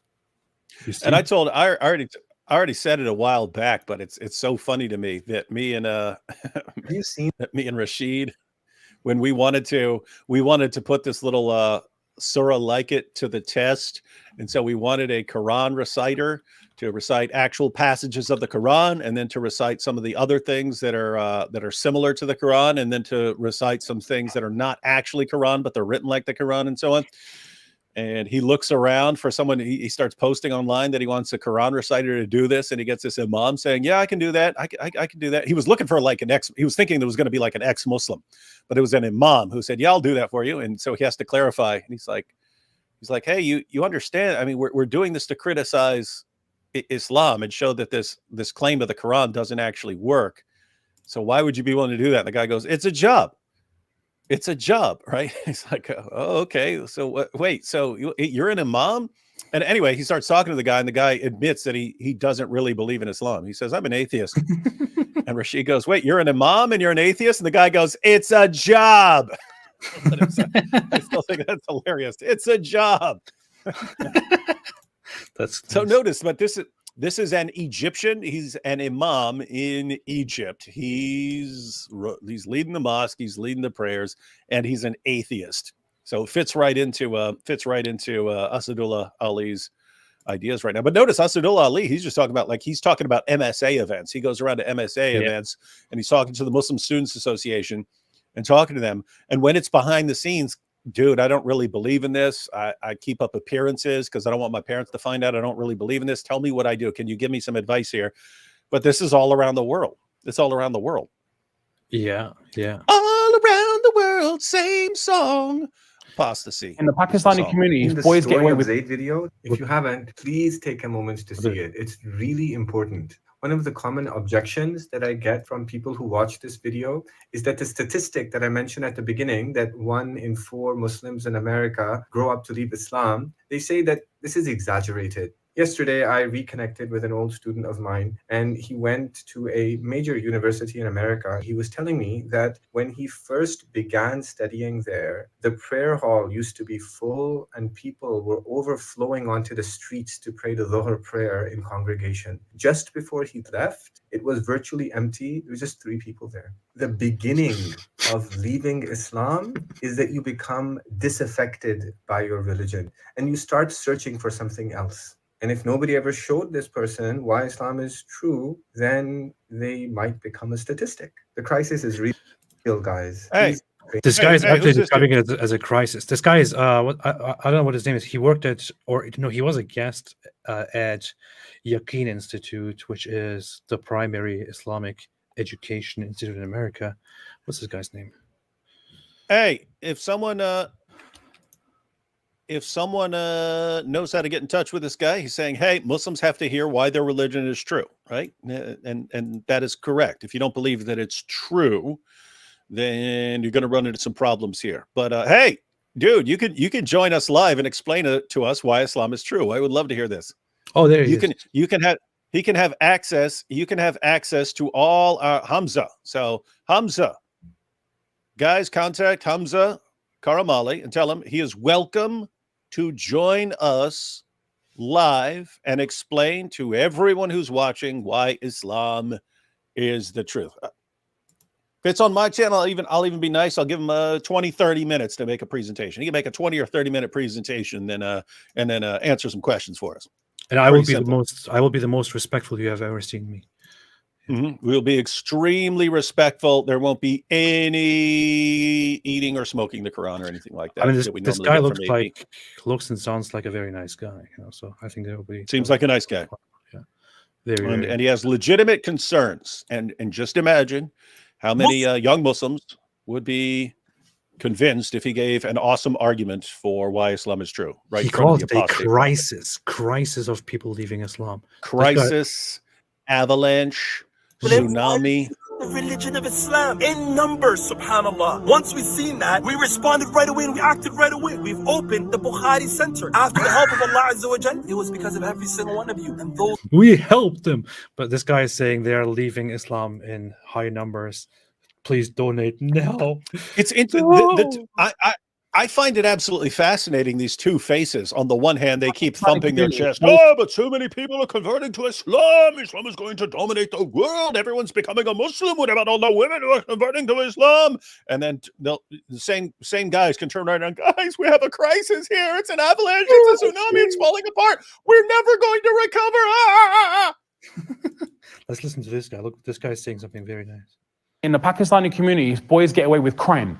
If you've got girls in the family, boys in the family, there's a blatant unfairness in the family where boys can get away with what they want and the girls are literally treated as, na'udhu billah, in some cases, not all, but second-class citizens. And then this is what creates then disharmony, disunity, feelings of inferiority. And then unfortunately, we've pumped our kids up in some circumstances to become so narcissistic that they think the world has to evolve around them. So we need to learn from this a little bit. Why is this titled "One of the Reasons Our Girls Leave Islam More Than Boys"? And then he doesn't actually address that at all. And he did. You didn't catch it. He's saying, but he didn't say. I know, but he didn't. Girls are being treated way more harshly. I know, but he didn't. And then the girls grow up and say, "Hey, look at what this religion does. It sucks. It treats us completely unfairly compared to boys. We're out of here. We're out of here. I'm going to marry some cute Western boy." Yeah. Well, that's cool. That's cool. That is really threatening the court of our society. The court of our society? He said court. He said court. I never noticed he said court. I think he just said court, didn't he? It's not just he said court. It's really threatening the court of our society. He said court of our society. Court, yeah. So this is illegal. This is a legal thing. We're talking about the courts, what goes on in courts. Something that is so severe, so serious, that almost every single day. My name is Sean, said golden showers to you from Israel. Nice. Oh man. My name is Sean, said sinning in the Quran is again, the same person is again posting the Turkish lyrics of that Turkish song from a long time ago. This is funny. It's kind of funny. It's very nostalgic. Drunk Vax said, "Eat full Quran, please." $20,000. I will do it for $20,000. I will take a whole Quran. Look, this is missing pages. I will get a new Quran. I will put it in a blender. I will eat it. Actually, I wouldn't do it for 20,000. I would do it if I were really pissed enough about something. You'd have to really, like, if a jihadi kills the apostate prophet, I will eat the entire. Matter of fact, mark my words here. If any one of these losers ever kills the apostate prophet, I'm going to eat an entire Quran. See, there's an While, incentive. but I'll do it. There's an incentive to go. Now you have your incentive to brutally murder the apostate prophet. Oh boy, yeah. I'm not sure if I would even do that for $20,000. To be honest, so Dave said your title is wrong. Islam is not incompatible with the West, but incompatible with humanity. A group that misbehaves everywhere has a value problem. That's true. It's true. But this is bad. This is bad logic here. He says your title is wrong. Says Islam is not incompatible with the West, but you could say Islam is incompatible with humanity. It would still be incompatible with the West. Plus, I'm also quoting Giorgia Meloni, so it doesn't matter what I say. So therefore, it's not wrong. Yeah, yeah. And notice, it's, as far logically, it's like if I say cats eat food, and you say, no, that's not true. Mammals eat food. Well, yeah, that's still true that the cats eat food. Yeah. So, Sid Dave, take that. You're finished already. Yeah. Look at me. Look at me. In your face, Sid Dave. In your face. You got served. You're destroyed, humiliated. Flame of Prometheus said, have you heard about the right-wing Sweden Democrats telling Islamists to F off in a video where the party leader speaks in Arabic through AI? I haven't heard of that. Haven't heard of that at all. Sweden Democrats F off. Let's see. Through AI. Can't find anything. I'll look it up later. Sent me something. Abdul Wahab said, Apu, when are you going to make video on immense torture committed on Muslim in India? Why would I make a video on that? Do I make a video on immense torture committed on others in India? Do you see me make videos about all of these things that happen around the world all the time? When are you gonna make a video about penguins in Antarctica? If you want to see me condemn that, if you want to see me condemn that, I commented on it previously quite a few times on Twitter and on YouTube, where I said no, that people are mistreated often in India, and that I can't grant this whole, Indians are or Hindus are being oppressed and everything otherwise is going totally well there. No, I know very well that there's a lot of oppression in India going on, especially in recent times, not only against Muslims, but also against Christians quite frequently. So that does not escape me. But why would I make a video on that? Uzair Jibril said on Jewish Apologetics for AP, the Kuzari for David Wood, Mesilat Yesharim. There you have it. Oh, I think so. This is from several streams ago, and we were asking about Jewish apologetics and so on. Yeah. Hang on, the Kuzari was originally written in Arabic, describes how the king of the Khazars. I see. I'll make a note of that. I'll look that up. That's interesting. Because I actually asked that question back then. So Mesilat Yesharim. Ethical text composed by the influential rabbi, blah, blah, blah, in Amsterdam, earliest known manuscript, 1738, arranged as a dialogue. It's probably a wise man and a pious person. It's probably less significant than what he recommended to me. So, I don't know why. Stop being jealous. The Sahih Maskri said, Glioci sono le cinghiere. Sono le tende della barriera. Buongiorno. Tony Soprano. È importante. Buon appetito. Gabagool. Chloe said, I've been Team IDF since October 7th, but a sniper recently offed 2 Christian ladies outside a church. Is this confirmed by Israel? IDF loses points for that. I'm not aware of it. I've seen that. I've seen that trending. Yeah, that would be certainly messed up. And I've seen them trying to educate their soldiers about being more careful about things. But so hopefully it didn't happen, but definitely a possibility. And you've got there's a reason Hamas jihadis hide themselves in those areas, because they know a soldier might end up taking out the wrong person. IDF denies that it targeted, but IDF confirms an incident at Gaza Church after Patriarch says 2 Christian women killed. Yeah, there were several things that happened again several weeks ago where I said I can't possibly support that. So if that happens, I really need to look into that, and would say would be a shame, would be terrible. But then again, people often don't understand the circumstances of war. Like there was recently a report which came out directly from the IDF themselves that nearly 20% of the IDF soldiers that died in Gaza so far from the start of this war died as a result of friendly fire and accidents and things like that. And lots of people were like, what? So how is this happening? They are killing so many of their own people. This is like only Israel could do this. How are they justifying it?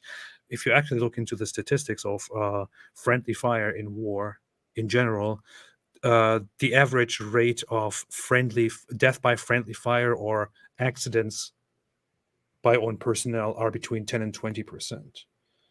So this is nothing unusual at all. It's very common, extremely common. Yeah, and it's much worse.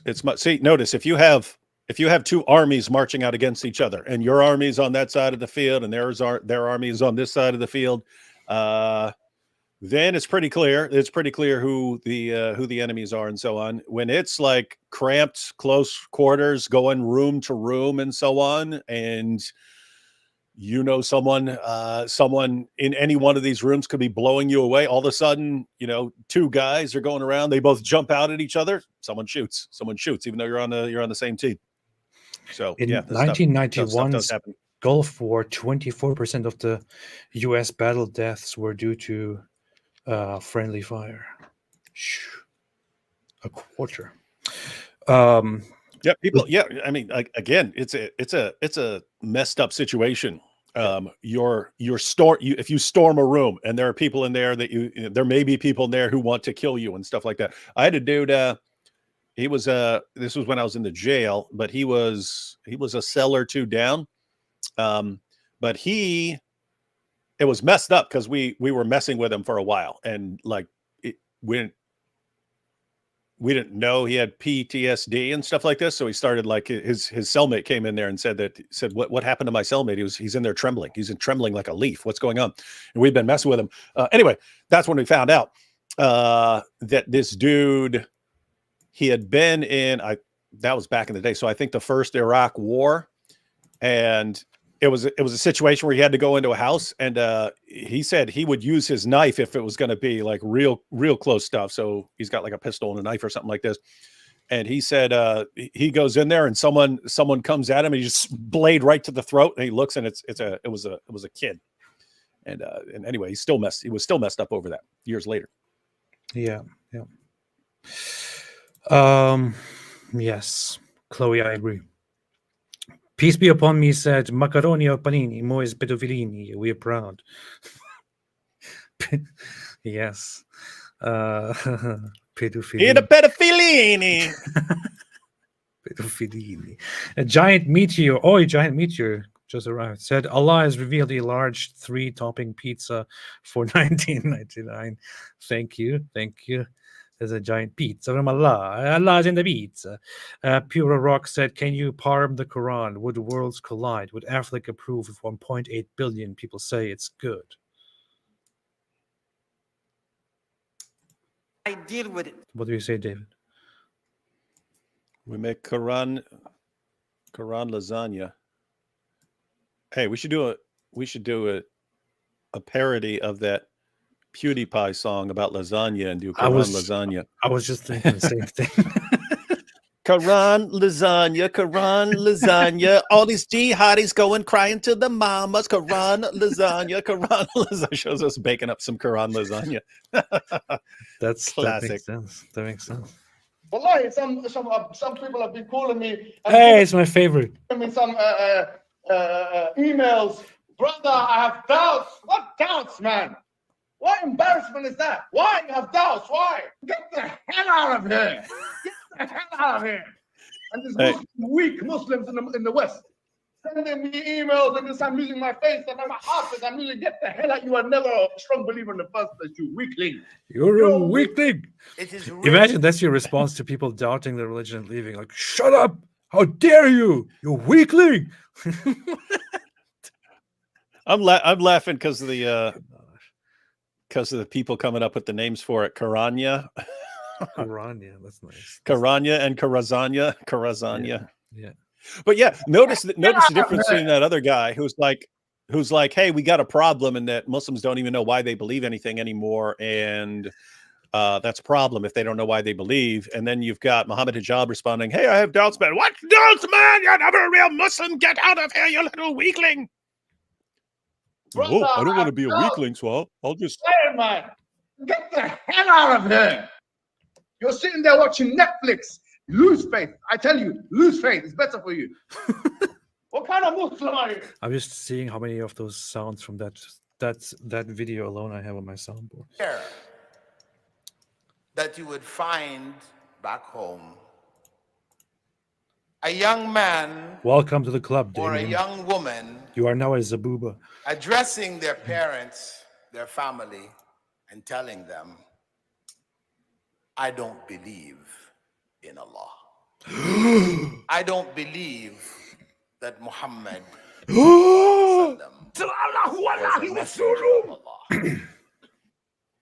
I don't believe that the Quran... Notice all he's saying. He's saying you won't find someone in our home countries who would say these things. Right. Because there would be massive consequences for them there. And he's saying, oh, but it's happening in the West. That's right, where people think it's safer to do so.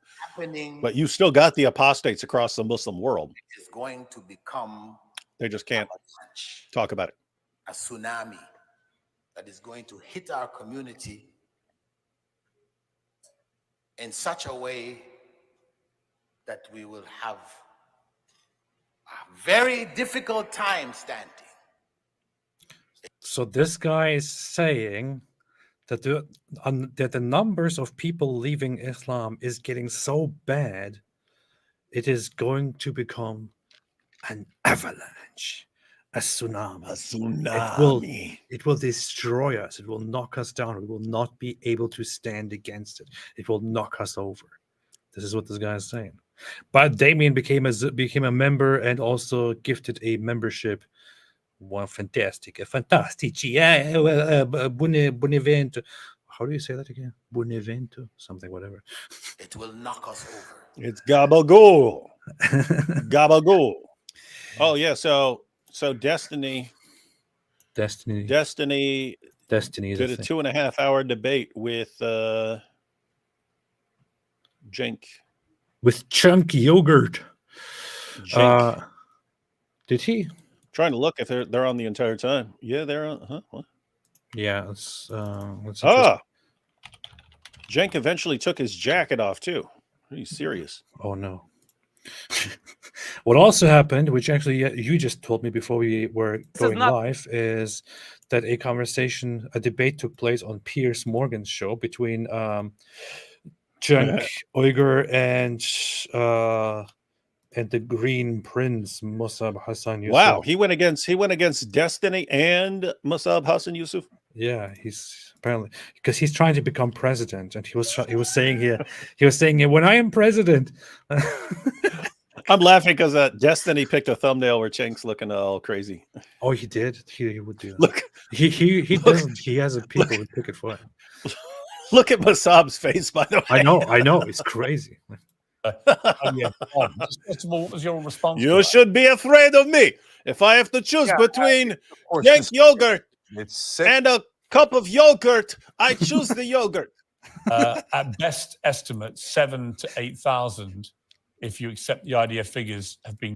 That means this. I mean, if you're Israel, the propagandist for Israel that you had on, and first of all, with their crime, and their crime is not just any crime; it's a genocide. If they get away with their crime, what will they do tomorrow? They have to be punished and they have to be held accountable.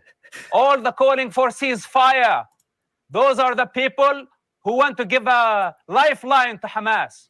And this is not acceptable. Masabi, he's so intense. He's like the most intense person on the planet, right?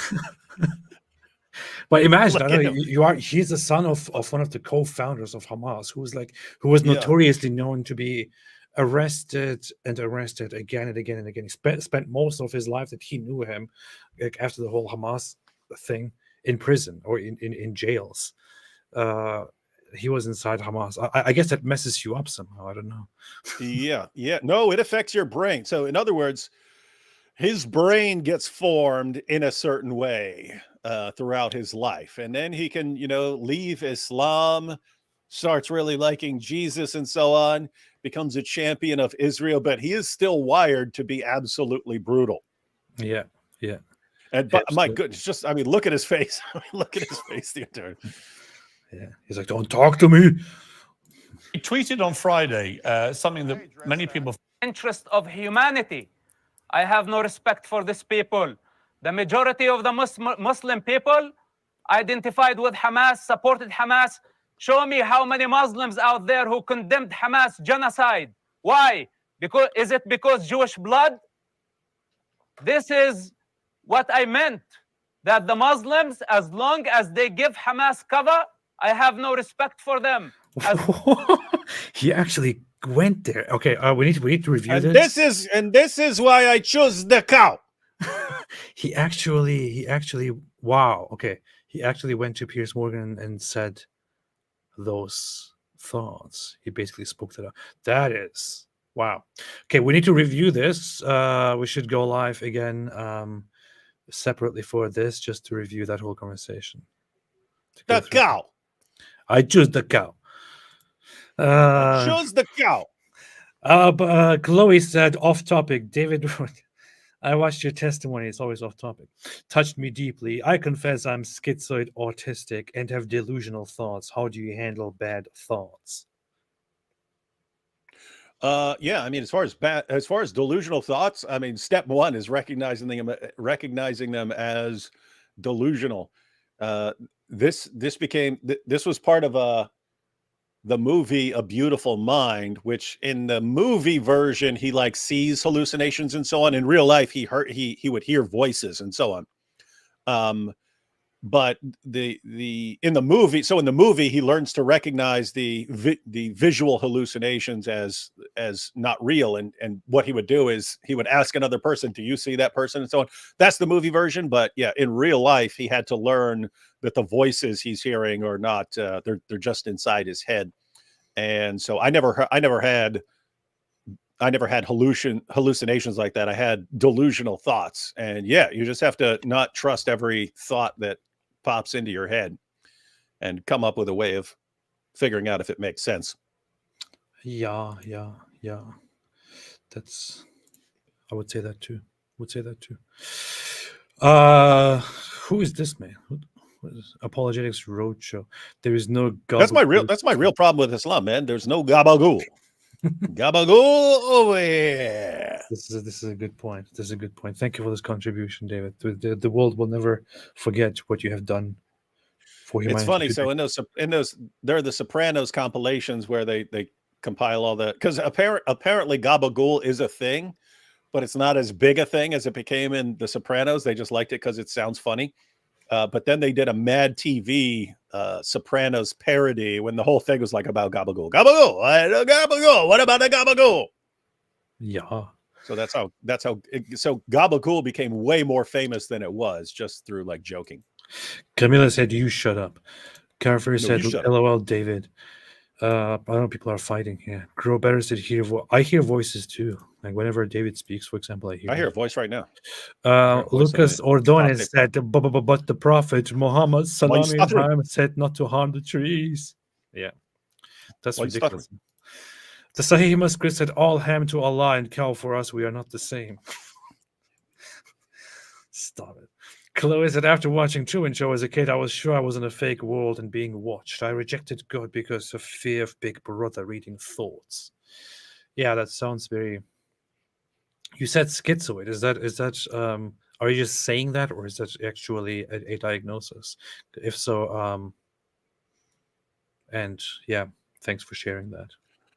Yeah, no, I mean, you mean like an episode, or you mean like actually schizoid personality disorder?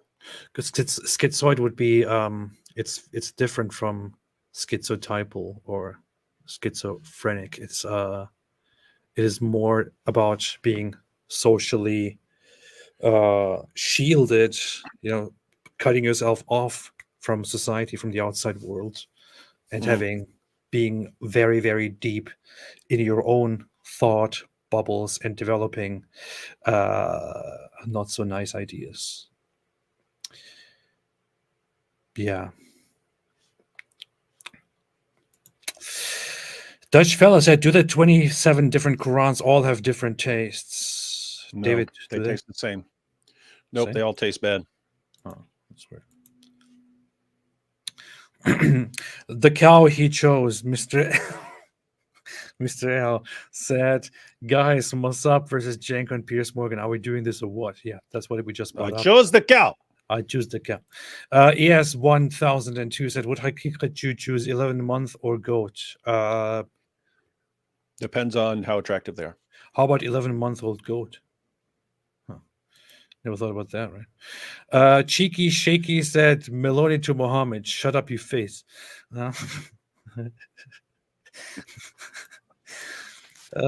Chloe said, AP, I can sadly confirm what this scholar says. I seen a video of a young boy converting to Islam at pro-Palestine march. His dad joined to atheist fools. Pro-Palestine.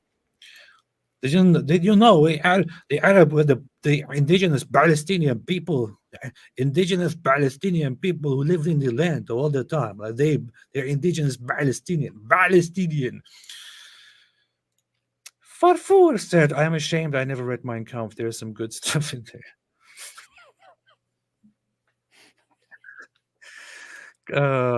People are going to take this seriously. Chloe said, don't lie, Farfour. You were to Arabic. Chloe is one of my favorites now, my new favorites here. Miguel said the Christian culture page on Wikipedia is impressive. Islam does not compare. Mohammed being white is hilarious, by the way. Is he white though? Yeah, maybe I should remake that classic Muhammad was white video. But don't offend Nick Fuentes when you do that. Fatfour said, you caught me, Chloe. You caught me, Chloe. You caught me. Oh no, what am I going to do? Chloe said, go give Piglet a bath. He's covered in jizya. Chloe said, 5 J's of jihad, jizya, jab, jest, Jacko, and jizya. Interesting. This is pretty good. Pretty good. Pretty good. Cars and Death said, YouTube just made me watch a Gaza relief ad to watch your stream, so I'm sending you shekels on behalf of the Elders of Zion. Oh, thank you. Protocols. Thank you. The Elders of Zion will be very happy. Gotta follow protocols. Why does my stream show you ads anyway? Insert mid-roll ads, manual schedule. Blah, blah, blah, blah. I don't know. I should remove that. Fatwa D said, Osama watching Whitney Houston before he died is still the funniest thing ever. Ironically, I really do think he loved the West in a weird way. There is often a thing like a weird relationship with whatever they hate with such people. Wasn't there also they found a porn collection, didn't they? Among the personal belongings or the things left over by Osama bin Laden and his people. So they were also having fun. Otherwise, when they were not terrorizing the world, they were terrorizing their hands. Carson Death said, by the way, it was a Jew, bin Ezra, who introduced algebra to Europe, which the Arabs took from India. If the trajectory continues as it is, I choose the cow. Nice combo. Nice combo there. Sid Dave said, when Muslims mean peace, they mean all other religious groups are subject to their will, under their boot. They can freely enslave, marry your women, but you can't marry theirs. Peace indeed. I say no. Oh, yeah. Oh, hang on. Yeah. How about no? Yeah. What? Hey, so yeah, I looked it up. So I looked up, this is history.com. This is giving a list of the items that were found with Osama bin Laden. And go down. It's interesting. He had Disney films. He had films of himself preparing speeches so he could sort of critique himself. Books on conspiracy theories. But yep, there's a section here on pornography. It says a few items from the hideout were never released to the public, including bin Laden's reportedly large pornography collection. According to Reuters, quote, the pornography recovered in the Abbottabad compound consists of modern electronically recorded video and is fairly extensive. Multiple freedom of information requests for the release of the files have been denied. So their exact contents remain a mystery. It might have been some. I wonder what kind of porn he was watching. Yeah, that's what they won't release it. So is it man on woman? Is it man on man? Is it man on goat? Is it goat on chicken? Like, what is it? What kind of crap is this guy into? This should be the next big problem that we all come together to solve. We need to come together and solve this problem to figure out what kind of porn was Osama bin Laden watching? What was the collection? And I'm thinking about this. I'm thinking why they wouldn't. Yeah, I'm thinking why they wouldn't release a list of the porn videos. But I mean, notice, you could be a sick person. Once you had the list of these were Osama bin Laden's favorite porn videos, and you put out that list. And here on this porn channel, you can watch all of Osama bin Laden's favorite porn films. Oh yeah, and then sickos would be going there. Oh yes. Then a bunch of sickos whacking off, sitting there whacking off to Osama bin Laden's favorite porn videos. That would be a thing. The big Osama bin Laden fans would start watching all that stuff. Yeah, I said goat on chicken. No, that was stupid. Oh boy, it's pretty good. It's pretty good. It's not pretty good. I'm looking at the comments. Granny's gone wild. Quran only fans. Only 2 words. Hump day. It's lonely in the caves. But that's the thing, right? So you have Osama bin Laden, who is who gave these goat hub, who was a scholar, and he gave like extensive speeches and wrote a lot of stuff, and he taught, and he led an army of he led an organization of very devout people. They were different from ISIS. They were more devout to the Islamic matter in general. ISIS starts out as a very brutal when they are getting bigger, when they are growing, as a very brutal terrorist organization where people directly go there to join and fight and kill. Al-Qaeda was not like that. It was not quite like that, although that is an offshoot, but it didn't start out like that. Osama bin Laden has a very long history of actually engaging in studying and educating, and the people around him who follow him look up to him as a teacher and are following his work and his words. And that guy there in his place where he's hiding, from where he still coordinates terrorist attacks, has a large porn collection. It's very interesting. Yeah. Some of the commenters pointed out it could be like child porn, which would fit in perfectly with given who his prophet is. Pretty creepy. Ed Ski says, why did you skip my super chats? I didn't skip any super chats. I just have 50 super chats here in front of me that I want to go through. I didn't skip your super chats. In fact, yeah, I'm just scrolling Skip through it. them. I'm scrolling through them, and I see several of your super chats here right now. I renounce the apostate prophet because he skipped those super chats. How dare you skip the super chats? You humiliated, you boy.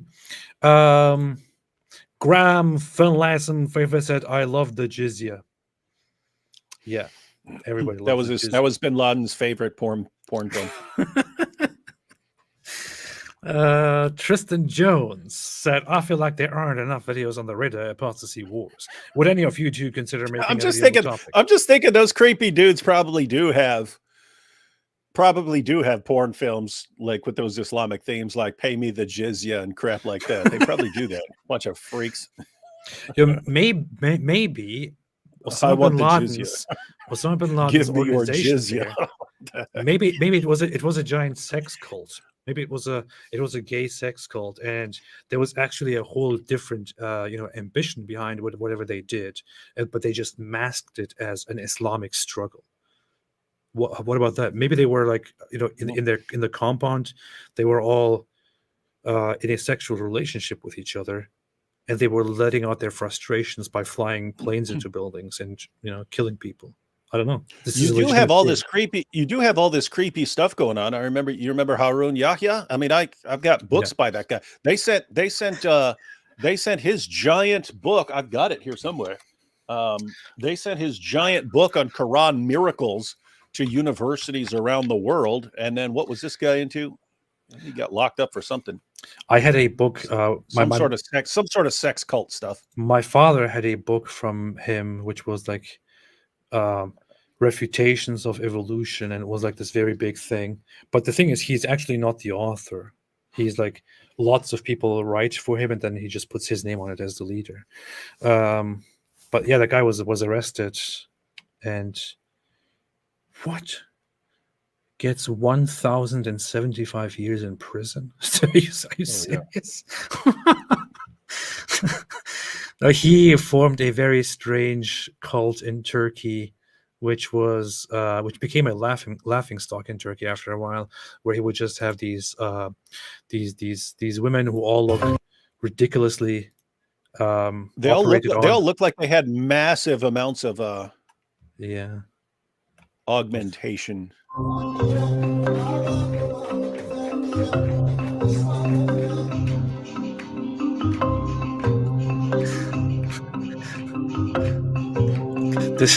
This is the Islamic community, the Islamic cult that he created.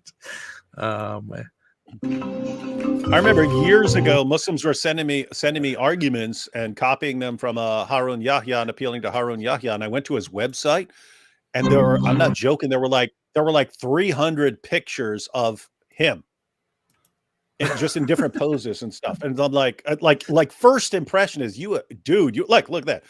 But it was like hundreds of pictures like that of him all over the website. I was like, dude, this dude is a narcissist, man. This was his. Look at these. This is what I mean. Look at all the girls who had like lip injections and stuff like that. She is a Vice reporter who went there to go and interview them. But all the others, like they all look the same. They all had massive stuff done. All had like look at the girl in the back right. They remind me of like Andrew Tate's girls. They all look like, I don't know, robots. And they all have this thing like this entire time during the whole show. They all look right at him. Nobody's looking away. Same. This dude has the same personality as Andrew Tate. tamamen kapalı olarak çıkması gerekiyor. Yani kadının potansiyel böyle. That guy was he was arrested and he was convicted for human trafficking. Including no this guy Harun Yahya, whose actual name is Adnan Oktar.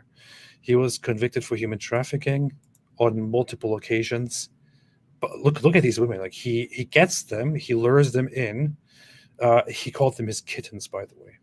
And as soon as they are part of his little cult, they have to have their breasts enlarged, have to have their lips filled, and all kinds of stuff done. And they basically all start to look the same, and they have to dance for him after he preaches. I don't know. This is so messed up. Hey, dude, he got sentenced to way more time. How much? Just so a year ago. So I saw what you pointed out, that 1,075 years. That was a few years ago. 8,658 years for leading a criminal gang, engaging in political and military espionage, sexual abuse of minors, and other charges. Wow. Oh, that's his book, The Atlas of Creation. That's what I walked into the Fordham. It's like the department mailboxes where if you get any letter that's part of it. Anyway, I had a mailbox in there, and I go in there, and there's this book, and it's sitting there still in the package. And it was the Atlas of Creation. It had been sent to universities around the world. Yeah. But I mean, it is like a big book, and real. I mean, we had that at home. Obviously, like cost hundreds of dollars to print this, let alone to distribute it to places around the world. And so this guy had some bucks, and now he's got 8,000 years. he created it is a criminal organization. Like he had people who actually go run for him and intimidate people. I don't know, maybe do worse things to them. All the women that were there, once they joined, they couldn't leave anymore. They were under this constant threat of if you get away, your life will be over. If they actually then try to get away, they will be threatened with severe consequences, like being killed and beaten and whatever it is. I don't know. It says he was convicted on a host of criminal charges, including founding and leading a criminal organization, political or military espionage, aiding a terrorist group, sexual abuse of minors, sexual exploitation, deprivation of liberty of a person, torture, disturbance of right to education, misusing personal data, and making threats. He was sentenced to over 1,075 years, but recently then he was eventually sentenced to 8,568 years. Imagine you could actually live that long, and you'd have to serve all of that. Wouldn't that be hilarious? It would be cool if they came up with a way of keeping people alive to make them finish their sentence. That's pretty messed up. It's pretty messed up. Pretty messed up.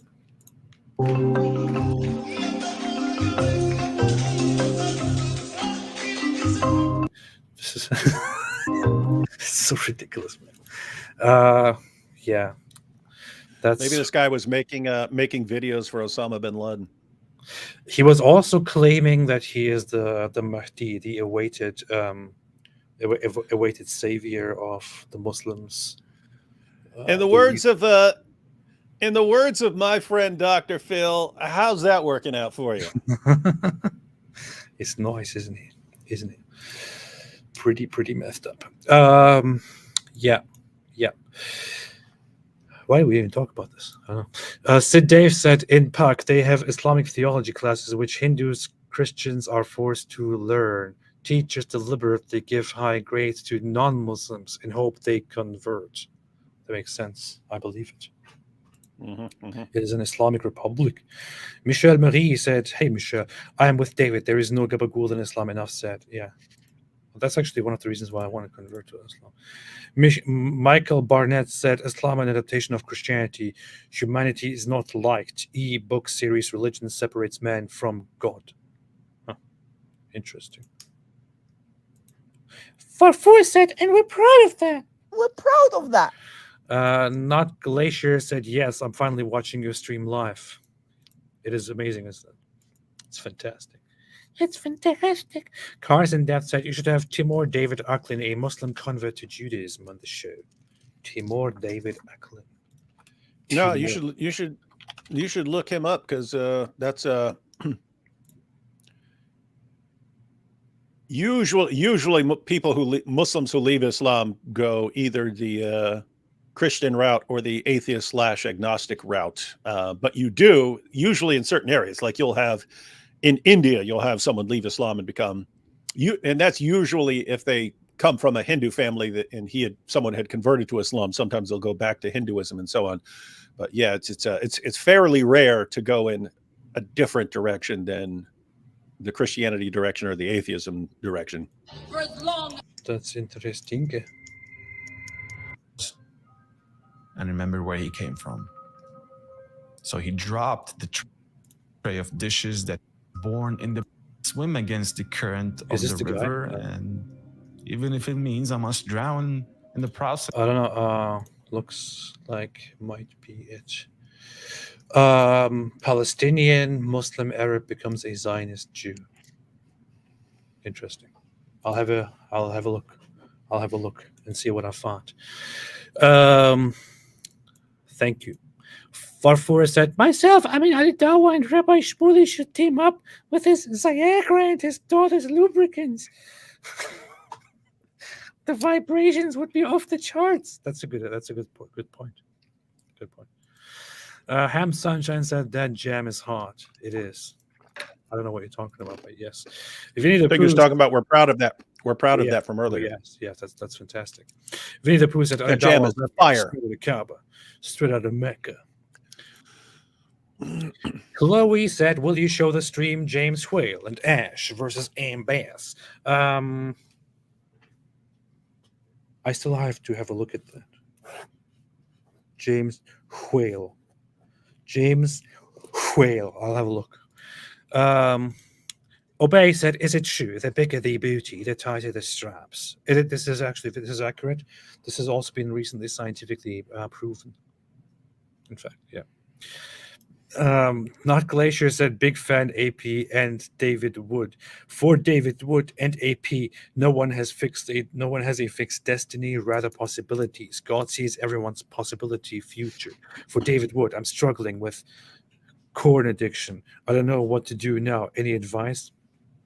It's corn addiction. No one has a fixed destiny, rather possibilities. God sees everyone possible for dude. Struggling with corn addiction. Well, just don't buy any corn. It's eating too much corn. Corn's not even that healthy. No, as far as the serious, I just started reading. Gosh, where did it go? I'm looking for it. It's called Atomic Habits, but I saw something in there. My brother is locked up because he's a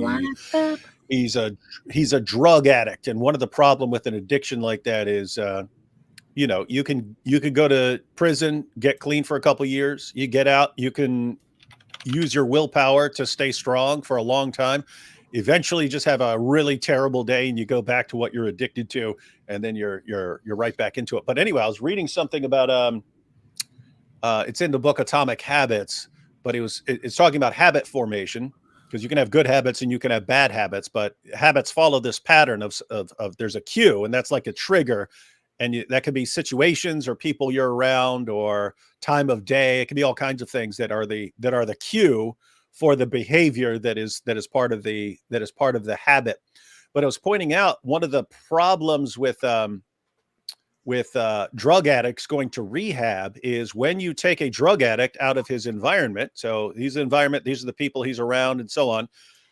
You take him out of that environment and stick him in a rehab center. Well, it's easy to break a habit in a rehab center. You don't have any of the normal triggers for your addiction. And so you don't have any of those triggers for your behavior. It's easy to distract yourself and to get off the drugs. But then you leave the rehab center and you go right back in the same environment where you have all those classic triggers for your addiction.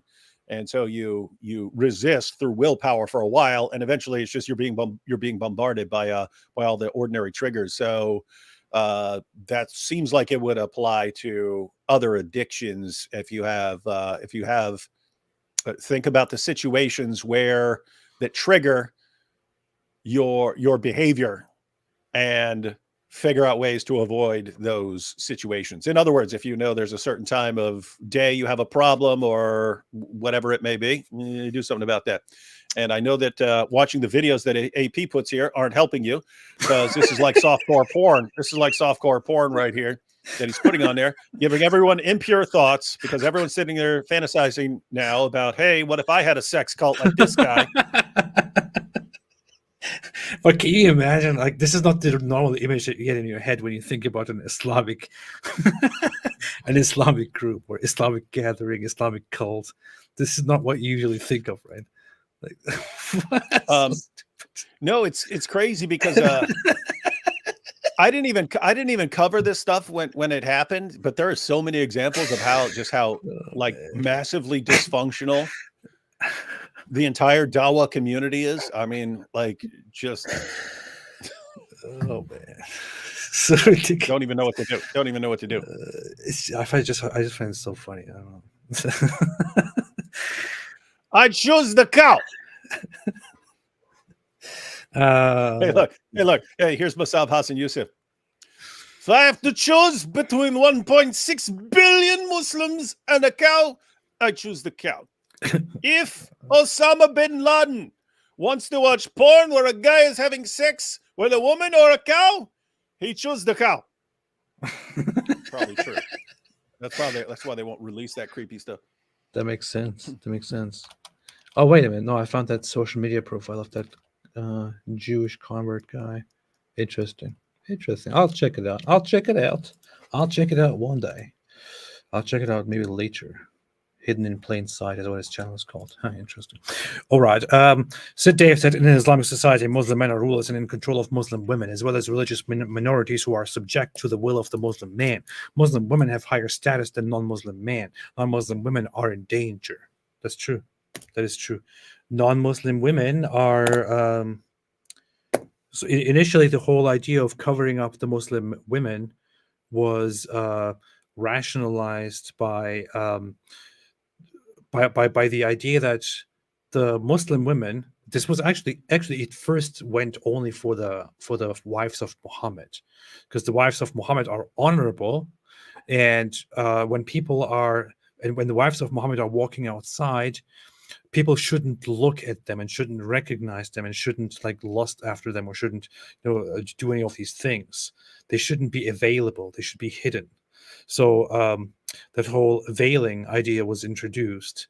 It was then, at that time, expanded to include the women of the believers, which is then in the Quran pointed out that the women of the believers shall cover themselves up to protect them and to differentiate them. And the idea back then was that non-Muslim women are not covered up. They walk around naked or half naked, or you can look at them. Slaves walk around pretty much naked, and I think there are hadiths. Yeah, I think there are hadiths about like slave girl would cover up. They were like, what the heck are you doing? Yeah. They didn't want the slaves to cover up, for example. They were like, the slaves are supposed to be uncovered. You're supposed to be able to look at them. The Muslim women were covered up, and Ibn Kathir, for example, he says this was done to differentiate them from slaves and prostitutes and the women of the non-Muslims, or something like that, which is just pretty messed up. Not Glacier, more thoughts on destiny. Each life is like a tree. The roots are all the events that led to your birth. The stem is your birth. The branches are your paths in life. The leaves are your destinies. Interesting. This just makes me think of Destiny the streamer. It made me think of Back to the Future with George McFly. I'm your density. I mean, your destiny. Each life is like a tree. The roots are all the events that led to your birth. The stem is your birth. The branches are your path in life. The leaves are your... That's interesting. That's a very nice way to put it. It is actually, yes. Cars in Death said, I know Orthodox Jews and right-wing Zionists, and none of them advocate killing Jewish apostates, even in a hypothetical state ruled by Jewish law. Yeah, this was... I made a video about this whole thing a long time ago, which was called Why I Don't Criticize Other Religions. And I briefly addressed that whole death for apostasy in Judaism and used some of the Jewish sources themselves, as far as I remember. But it was like, in Judaism, it was a technical thing that was highly discouraged and officially abolished like 2,000 years ago. And so when Muslims say, well, it's also a thing in the Bible, well, it's also Christians and Jews are supposed to do that too. That's nonsense. These religions don't work. Yeah, Yeah, that's idiotic nonsense. And in fact, I wanted to actually talk to rabbis to have them explain it, because I don't fully understand it, but they have something like the enforcement of certain laws were tied to the temple worship and having the priest who's using the Urim and Thummim and so on. And they don't have that anymore. They don't have the entire system. And the reason I think that's important is you get to the time of Muhammad and the Jews don't stone people for adultery. And there's a reason. And Muhammad's going, what are you talking about? It's in the Torah. It's in the Torah. You have to stone them. You have to stone them all. And they're going, no, we don't do that. And he's like, no, that's what God said, and therefore you need to do it. Whereas they're like, no, that was part of a system that we do not have. We don't have that. We don't have that full system anymore. And so we're in a different situation now. And Muhammad orders the people stoned for adultery. And so anyway, it'd be. That's kind of the gist, but I don't know the details or the reasoning. So it might be important to understand, because if we can understand why, like what the reasons are for not enforcing those penalties anymore in Judaism, then it's problems for Islam, because Muhammad still thinks that they would apply even in Judaism when the system broke down. Yeah. Pretty much. Same as Chris became a member. Weren't you already a member? You were a member. You were green the whole time, weren't you? So that's interesting. Italian just has a different karat. Italiano phobes. A different karat. Nick Fuentes, Dylan Mulvaney said, can you talk about me, please? I hear that Dilly and Alidawa are fighting over me. Man. Farfur said it was between 1 Viagra and 1.6 billion lubricants. I would choose the Viagra. Said Dave, AP, David Wood, do you think Muslims have developed an inferiority complex because they're so behind non-Muslims? No They question. lose all No wars question. to Jews, Hindus, Christians. Do you remember the last time they won a war against the infidels? Definitely. And I can just one example. Okay, and Muslims themselves, even those who are in the chat, who are like, shut up, you idiot. Even they will be able to confirm this. When they talk to ex-Muslims, to apostates like me, and when they see people like me collaborate with people like David, for example, or I don't know, like talk about Western values or for Western values, or do these things, their immediate response to that, almost all across the board there among the Muslims and Islamists, is, you are a bootlicker, you are a slave to your white masters, to your Christian, Jewish, white masters. You are a slave. You will never be like them. This is their response. And you know what that response tells you? That response tells you that those people, they don't consider themselves equal to the others. They come from a position of inferiority. They internalize that inferiority, which is why when you seem to have a good relationship with those superior people, to them that can only mean that you must be sucking up, or you must be enslaving yourself, or you must be, bootlicking, because there's no way that you are possibly equal, because you are one of us and we are not equal to them. How could that be? This is a very common sentiment, and it tells everything. Yeah, and it's another thing that we've talked about in various contexts, but you did have, after the collapse of the Ottoman Empire, you had lots of Muslims go in the direction of, oh, there's a reason all these other nations are doing better than us. There's a reason these other nations just defeated our empire. There's a reason they're just modern, and we need to get with the program, and we need to modernize and so on. And that's why you can look at pictures of people in Afghanistan, women in Afghanistan, women in Iran, and so on, in like the 1950s and 60s. You couldn't tell the difference between them and women in a Western nation, because they tried to modernize. But then you had the reverse response, which is oh, maybe the reason that all these other nations aren't as powerful, I mean, the reason all these other nations are more powerful than us is that we're being punished for not being obedient enough. And so the other direction you can go in is we need to crack down. We need to become more brutal. We need to enforce it. And then you get the Muslim Brotherhood. For Sunnis, you end up getting like the Muslim Brotherhood and groups like that. For Shias, you get the Iranian Revolution and so on. So you get the hardline response. What the silver lining here is, if these movements fail, then it's going to be a little more difficult to start arguing for the caliphate in the future. And so Hamas needs to get crushed right now. Ali Dawa and all these guys, and we're going to show them that we're intolerant. That's going to be our new argument. Yeah, that needs to fail miserably. And after that, what do they got left? I mean, they acknowledge that their arguments are garbage. They acknowledge that now. So what do they do? What do they do if they're intolerant and just cracking down and flexing on everybody? What if that doesn't work? I'm just looking for the worst, for the harshest stare from Mossab. That's a good one. Yeah. Hey, if we go through that one and that's the thumbnail, like a thumbnail is a close up of his eyes. That's pretty good. Pretty good. You know what's funny? I saw a video earlier. Can you imagine? Like just imagine you're like a jihadi or something like this. You come home after a hard day of plotting jihad. You walk in and you see this guy in your house. You would crap your pants, man. You would crap your pants. It was like the ex. It was like that, looking like the ex-Hamas John Wick or something there. Yeah.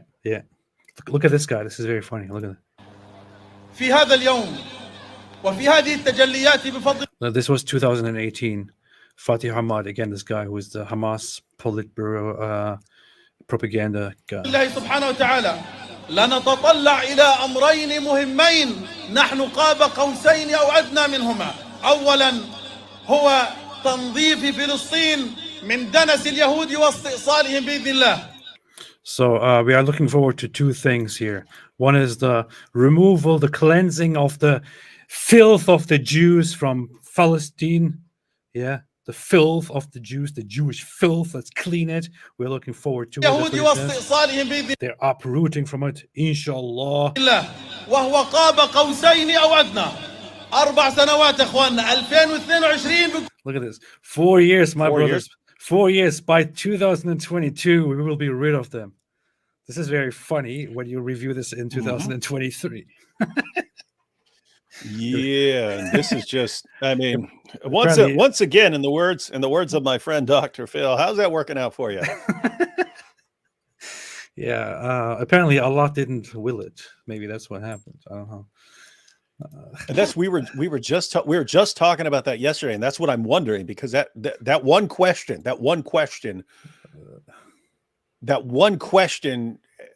is massively important in terms of the future implications for the world. Does there come a point when you realize Allah's just not on our side here, or Allah's not? Does there come a point when, because it's always open to you? Well, he's just not helping you because you're not being obedient enough. You're not, you haven't laid down your lives enough. He's just testing you. Does there come a point where you just realize we're totally outmatched? It's not working. We keep losing. All we do is lose, and wait and whine and cry and complain that we're victims. But I mean, there seems like there has to come a point when you think, wait, we've got the final revelation, we've got the final prophet, and it always leads to disaster. Maybe the book and the prophet aren't what we think they are. He even said bi-idhnillah, with Allah's permission, but it still didn't work out. So yeah, I don't know what happened, man. Allah seems to not give a crap about the Hamas and Palestine. أما الأمر الثاني وهو إقامة الخلافة بعد أن تتعافى الأمة من سرطانها وهو اليهود بإذن الله سبحانه وتعالى. The second thing we look forward to, he says, is the establishment of the caliphate. the establishment of the caliphate after the nation has been healed of its Jewish cancer. Which of course happened last year, according to him. Yeah. So his promise here in 2018 is two things. We foresee them now. Two things. Believe me, guys. With Allah's permission, two things. Within 4 years, we will do it. 2022. You don't believe me? You'll see. 2022, we will complete two things. One is we will eradicate the Jews, and the other is we will finally establish the caliphate after we are rid of the Jewish cancer. Did I say 2022? I meant 27,000 something like that, way off in the future. Guys, just send me some more money, okay? Yeah.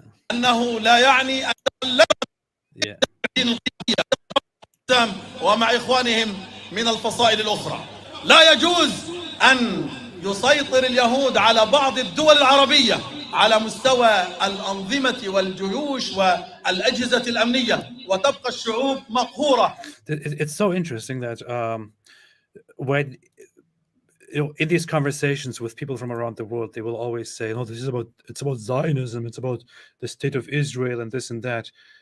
Again and again, when these Hamas terrorists talk, they directly talk about Jews. They directly say Jews. They say the Yehud, the filthy Jews, the Jewish cancer, the Jewish filth. That's what they say. But then we talk about it publicly, and it's like, no. It's about Israel. It's about just Zionism. It's not about Jews. That's different. Shut up, man. John made a super chat. Thank you so much. Appreciate it. Nut has made a super chat. Hey, Nut, what's up? AP, what would your three Crusader Kings 3 personality traits be? I would say cynical because you're atheist, brave for speaking out against Islam, and diligent for looking deeper into Islam. AI personality of a bold atheist.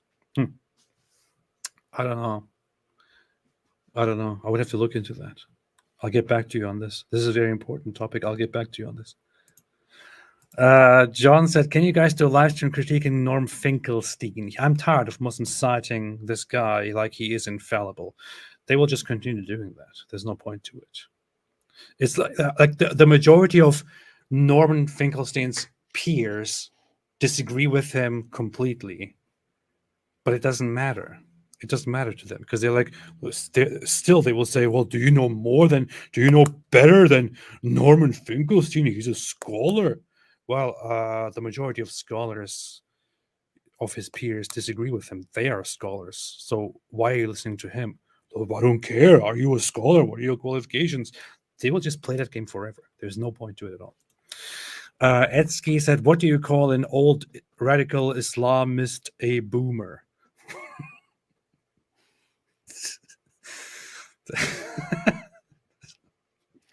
I mean, it's very predictable, but it's kind of it's funny to read it like this.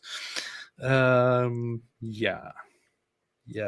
Oh, did you see, by the way, there's just in Hebrew they published a documentary of the music festival attack on October 7th. We should maybe have a look at that sometime.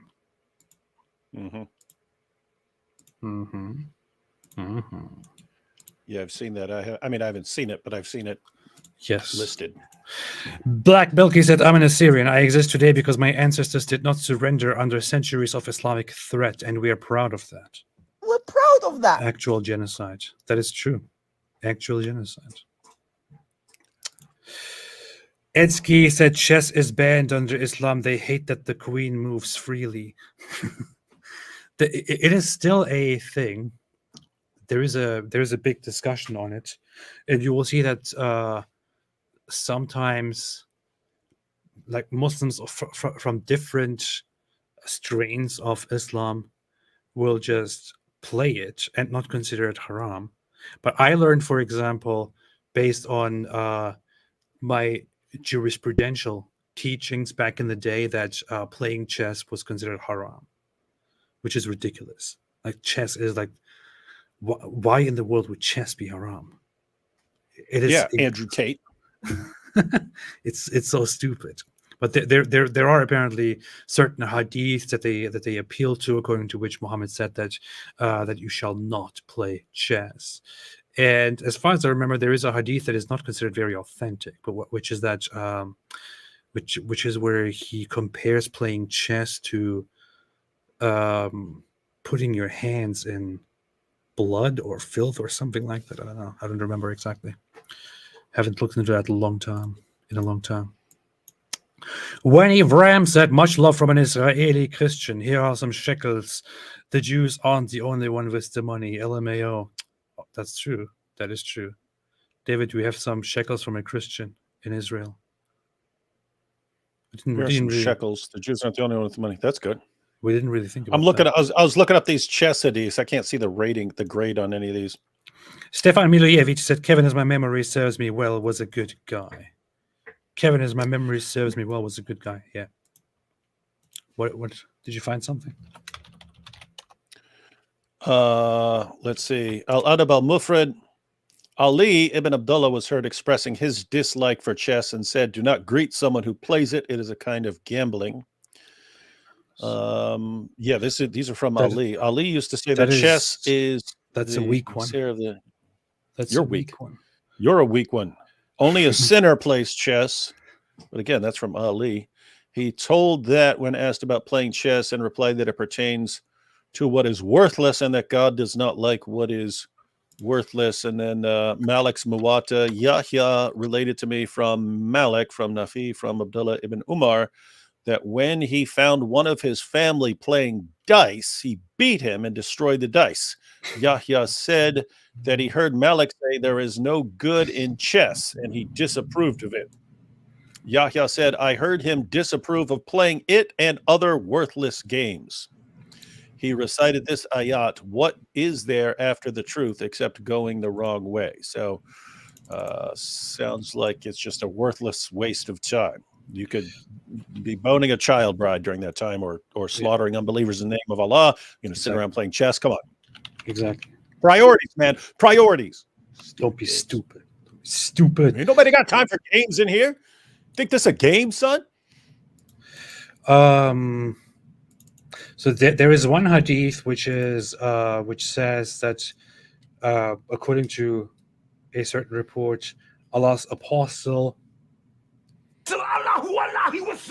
said, he who plays board games is like one who dyed his hand with the flesh and blood of swine.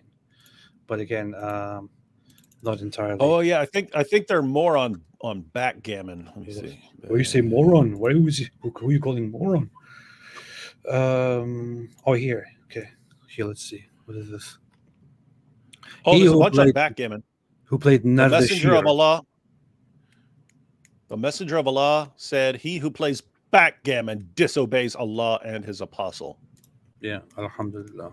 So therefore, everybody play backgammon.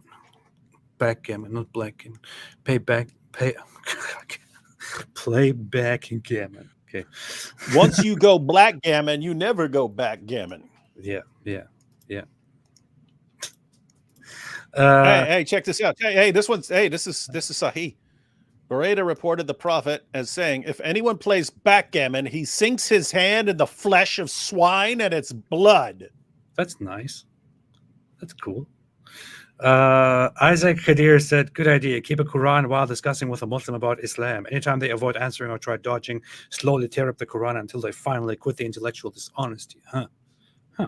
That's what Pierce should do. He should have a copy of the Quran there and say, last chance, I'm gonna to answer this question. If you don't, I'm gonna rip up this Quran right in front of your face. Yeah. Answer the question, yes or no. My wife said, what's the hadith say about Candy Crush? You get the candy and you crush it like you crush the infidel. Is there a hadith about playing Candy Crush? Let me see. Candy Crush. Nope. I just searched for it. Sunnah says, did you mean to search for Can Crush? Yeah, go with that one. Let's see. Oh, nice. Allah crushes him. Allah will crush you. Allah will crush you if you play Candy Crush. Oh, man. Look at Masab. Look at Masab there. He just wanted to say something, but then he got high. Tara Mora said 50,000 mosques in Iran are closing, and according to a well-cited poll, 60% don't believe in Islam. Let's hope and pray apostasy laws are not applied en masse. Let us do so. Yeah, there in Iran there is a huge loss in faith among the population, and you know what? We're proud of that. Yeah, and I think there will be a good future. Even before ISIS in Iraq, I remember an article from like probably 11 or 12 years ago that were saying the young people, the young generation just despised religion in general, thinking it's like the cause of nothing but violence and all their problems in society and so on. That's before ISIS. So I can imagine what young people are thinking today. What are you grinning at? Creepy weirdo. What? People are making jokes about how Muhammad. Wait, where was that comment? I just saw something. Muhammad played Candy Crush with Aisha to lure her into bed.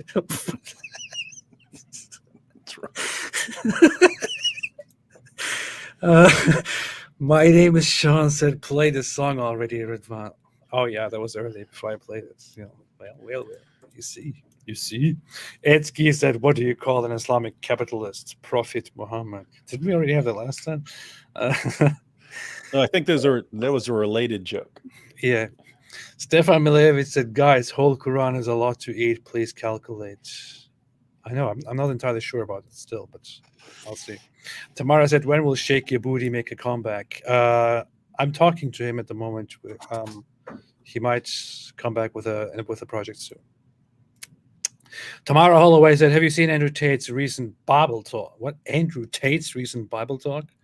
I don't know. I saw someone, I think it was, gosh, who was it? Was it Ruslan or something like that? Posted a video about something Andrew Tate said about the Bible that people were talking about. But yeah, I don't know what it's about. Wait. What in the world? What in the world is happening here? People are like, but that's what the knowledge is.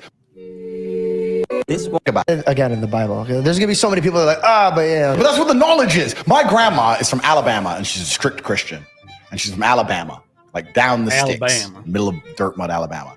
And she, one of my aunts is a lawyer, and I remember my aunt had a big court case coming up. Sweet home Alabama. I have to look into that. I can't. This video is 20 minutes long. I don't know what he said, but apparently he said that the Bible is completely true. If he did, which he should say if he's a Muslim. Yeah, if he did say that, then that is very interesting. Indeed, very interesting, because that would mean that Islam is false. I'm sorry, but if you say that the Bible is true, then you are basically also implying that Islam is false, that the Quran is false. That's it. Do you have any objections to that, David? No, I mean, remember what his real position is. He just thinks that his new religion is more likely to slaughter everyone else. And so he said he's betting on it like he's betting on the stock market. If you know one stock is going to outperform all others, then you go with that stock. That was his reasoning for converting to Islam. Mm-hmm. It's true. It's true. My TV said, son of Hamas calls out Muslims on recent Pierce show. Yeah, we're just seeing that right now. Look at his face. Yeah. Look into my eyes. What did the hungry Islamic terrorist say when he landed in Hawaii? Aloha snack bar. Exactly. That's an old one. It's a good one. D. Boudreaux said, IDF is held to impossible standards while Hamas are held to none. And you know what's more? What's so ridiculous? That you will have people who are actually defending Hamas and who then go on and say Israel is committing war crimes. Like, these people don't understand what war crimes are. Maybe, I don't know, or there's just so much wrong with that, so much delusion, so much dishonesty, so much stupidity in that. even if you were to argue that Israel is engaging in war crimes, you have to see that Hamas is more blatantly in front of everybody's eyes engaging in war crimes. We just showed a bunch of videos for which my last stream was severely age restricted and demonetized, where Hamas runs through the streets and executes civilians begging for their lives. That is as bad as it gets when we're talking about war crimes. My name is Sean. Said best Jewish apologetics book is the Kuzari book of Rabbi Judah Halevi that specifically compares Judaism to Christianity and Islam. I'll check it out. That's interesting. We'll check it out. I'll check it out. We will refute it. We will refute it. We'll just humiliate. Just quickly, once again, was written in, completed in the Hebrew year 4900, 1139 to 40. Okay. Quite a long time ago. Medieval Spanish Jewish philosopher. I will have a look at that. That seems interesting. Seems interesting. Douglas Lindsay said Cenk's name is on some RDF bombs dropping in Gaza. How does that make you two feel? Is it funny or ironic or both? Yeah, so yeah, his name was among the names like Muhammad Hijab's name and so on. Jake Shields, yeah, their names were written on bombs that were about to be dropped.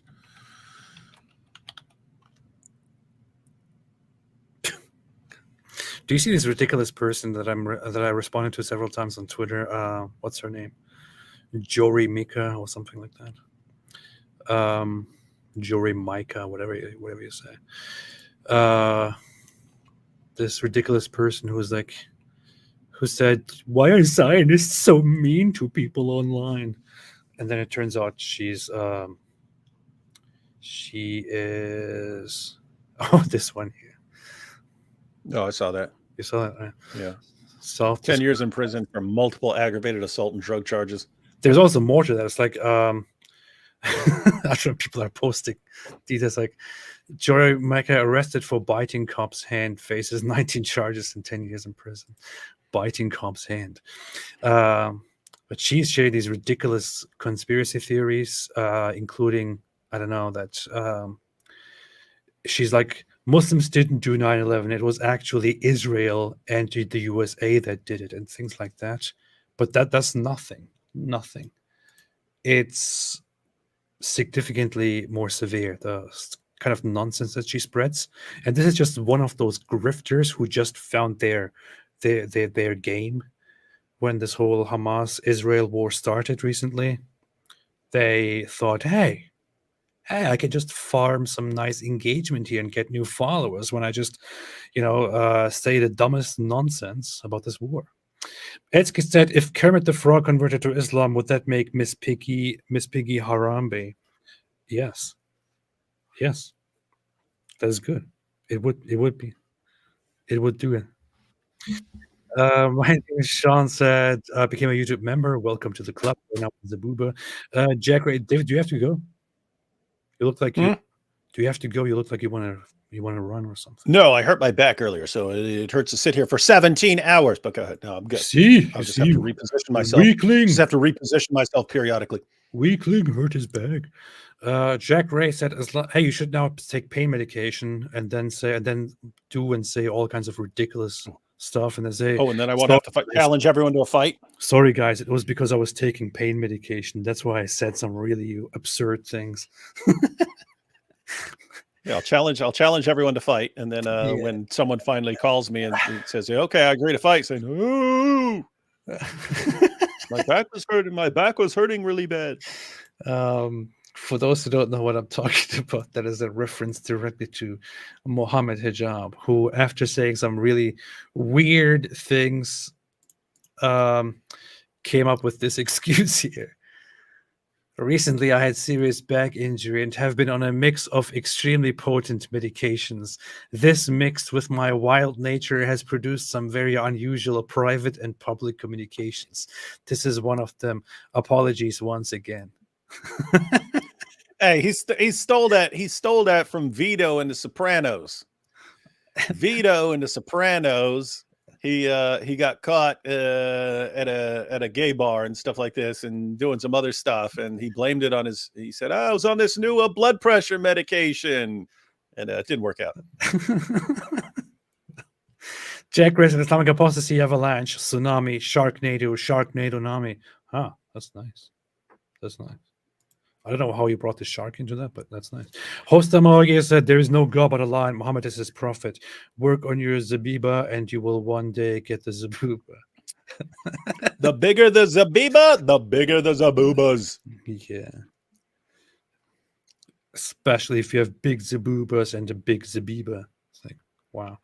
Winning Osprey said, love the show and the community. I do too. Believe me, I do. We are getting a cool community. We are. Best community ever. And by the way, that medication is like a very random, very normal medication that lots of people take, and they don't end up saying things like, can I suck your wife's tits? To people on Twitter. Because, that's when that happened. Yeah, he made that clarification. Oh, that's what the justification was. Oh, so I talked about sucking your wife's tit. But notice, I mean, hijab was just being hijab. That's always how he acts, right? Yeah. So notice. Oh, I had to suck on your wife's tits, but I was on medication. Okay, what medication were you on the other 9,000 times you said crap like that? Golden showers. Oh, I was medicated, and then I took the medication again, and it was all, what about the lube and the vibrator? Have you got a vibrator in your pocket? Oh, sorry, I was on drugs. Yeah. Stay off the freaking drugs then, hijab. Yeah, those who are not familiar with the history of Muhammad hijab might not know that this actually happened, but yes, he actually did, in a discussion with somebody else, with a different Muslim on Twitter, say, okay, can I suck your wife's tit? Like, capitalized. And then Muslims were like, what is wrong with you? And get out of here. Stop it. Stop. What's hilarious is he's making fun of Allah and Muhammad in that, right? Because he thinks it's ridiculous that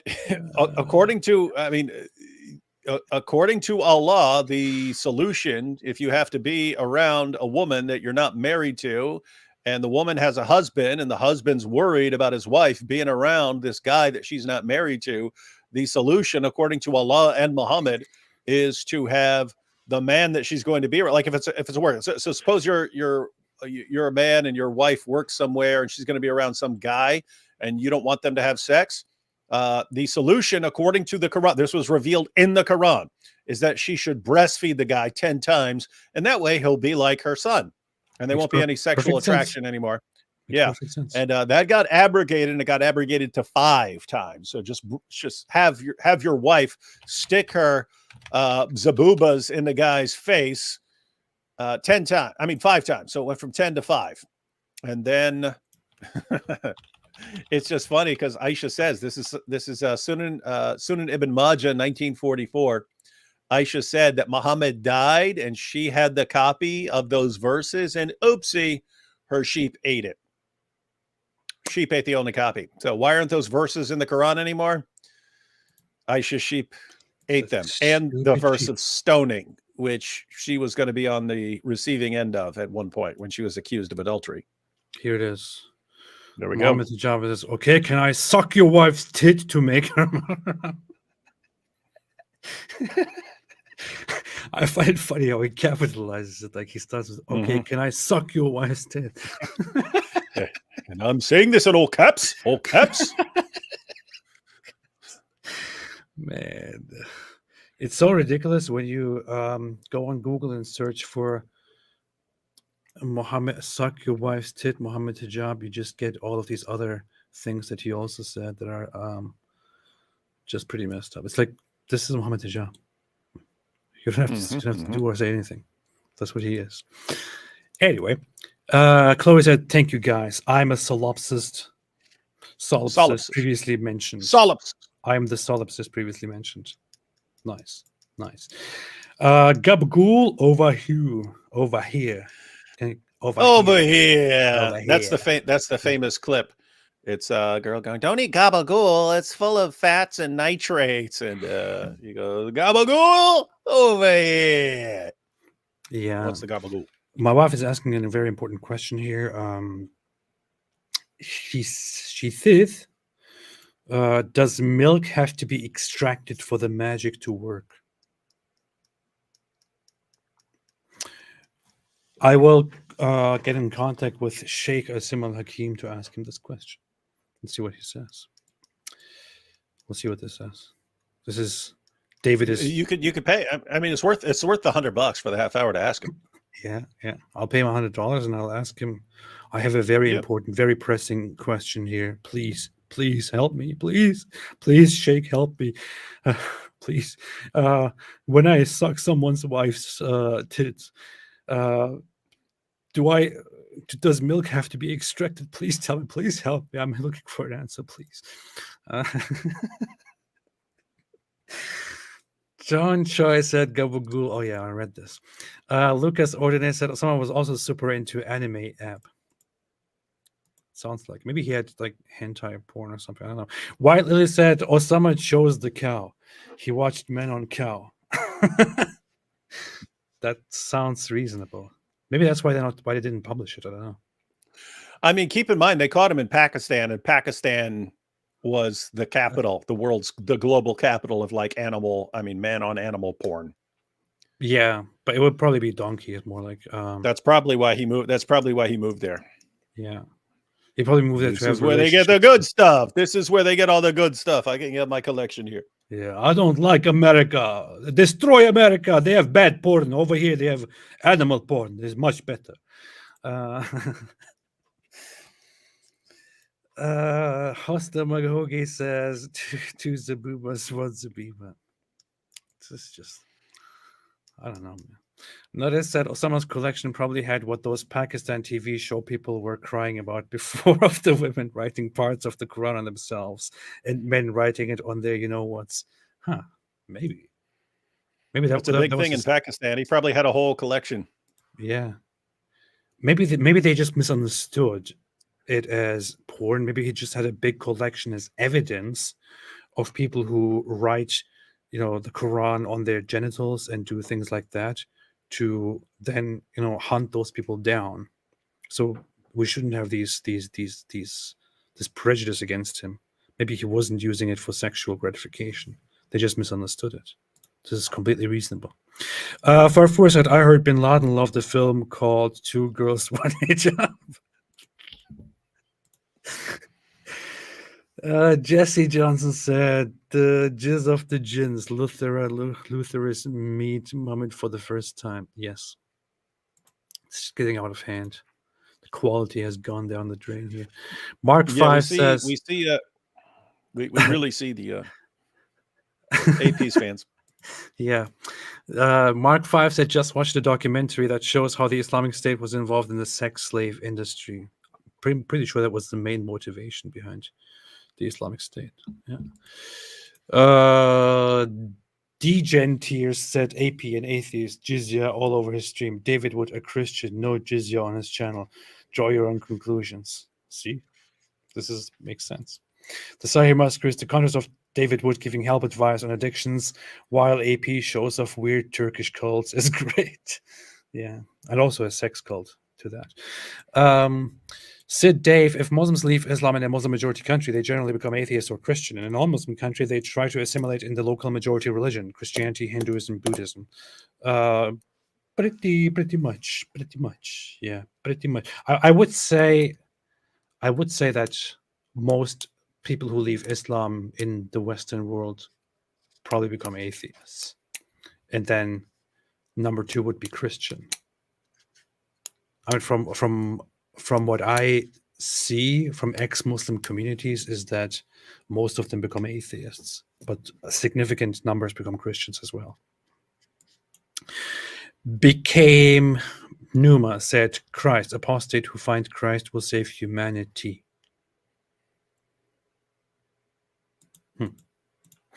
Unapologetic Apologetics said, horny jihadists a lot for some reason. I choose the cow. Most abusive, I choose the cow. You see, we can all get along. Chloe said you don't have to show it. I just think co-host Ash is such a base legend. He immediately says to pro-Palestinians all the points they ignore about October 7th. This is intriguing. I will really have a look. Ash, I'll really have a look. That's on Talk TV as far as I remember. I'll check it out. Planet Reverse said, Aloha, I'm curious to know your perspective on the Islamic contribution to Europe from the 8th century to 15th century when it ruled Spain. David, do you want to say anything? I'm still stuck on Ash. Ash is the guy from The Evil Dead.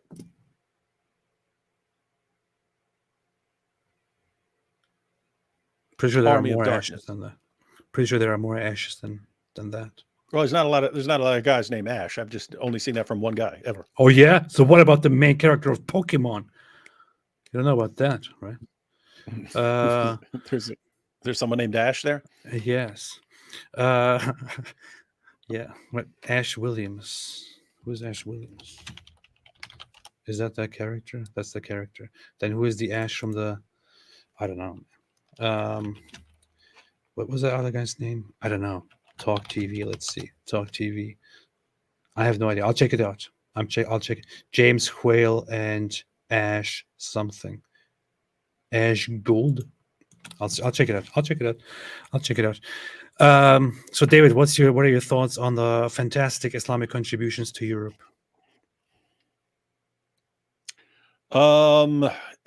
It's a load of crap. Like here's what you have. Muslims start conquering areas, and then by conquering, they get access to some philosophical works and some scientific works.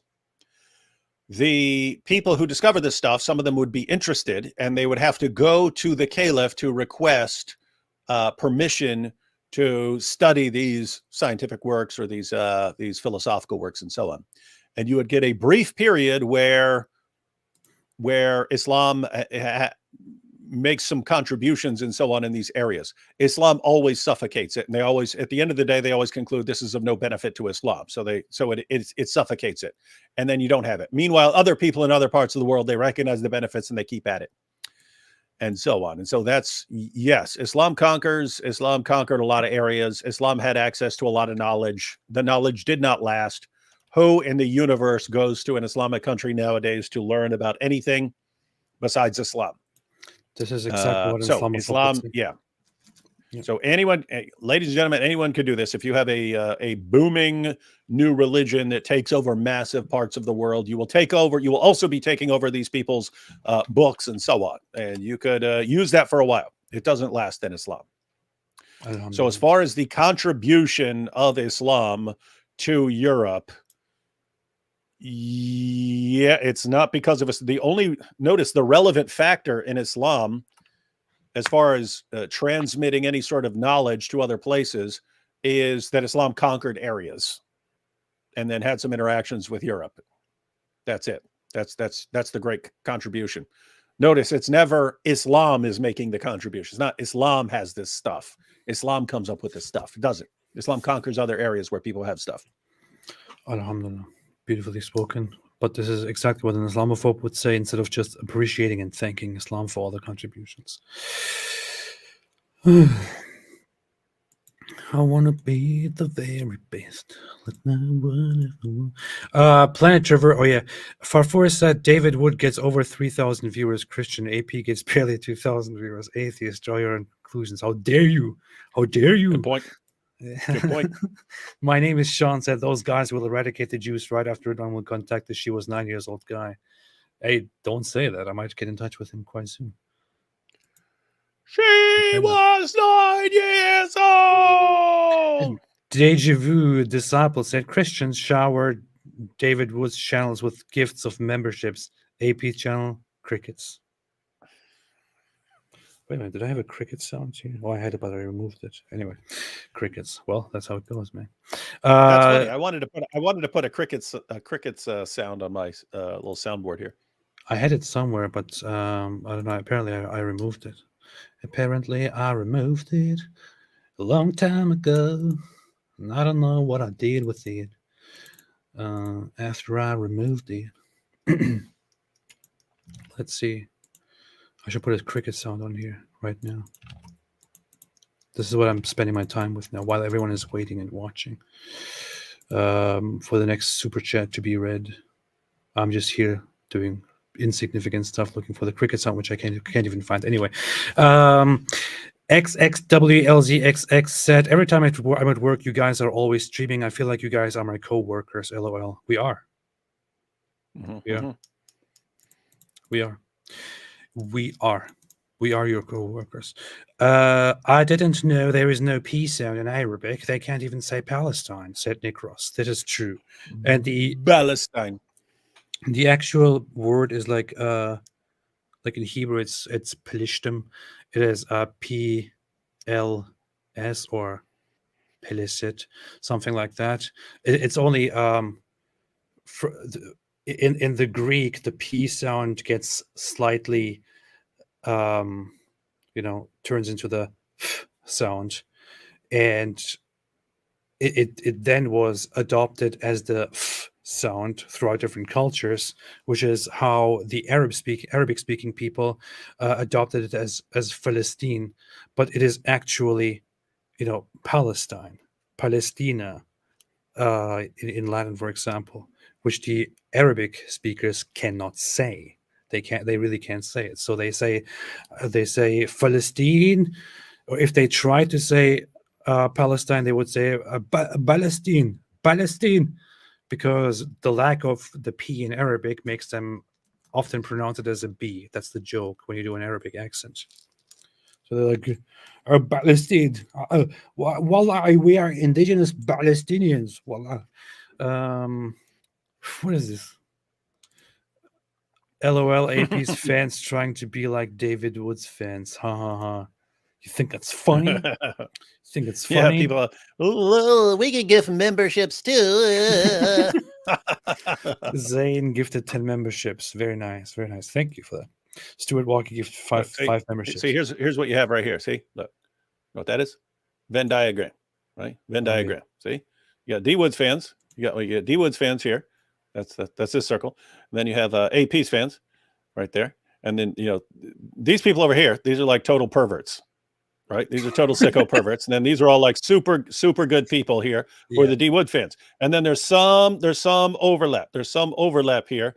And what's crazy is my fans will look at this and they'll go, wow, what a great way to explain the overlap of our communities. And AP's fans will be going, oh, they look like boobs. They look like boobs.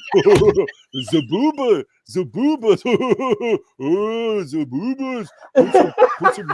Put some nipples on those Zaboobas. Look, if we're fans of both, then we're the cleavage. Look at us, we're cleavage and the Zaboobas.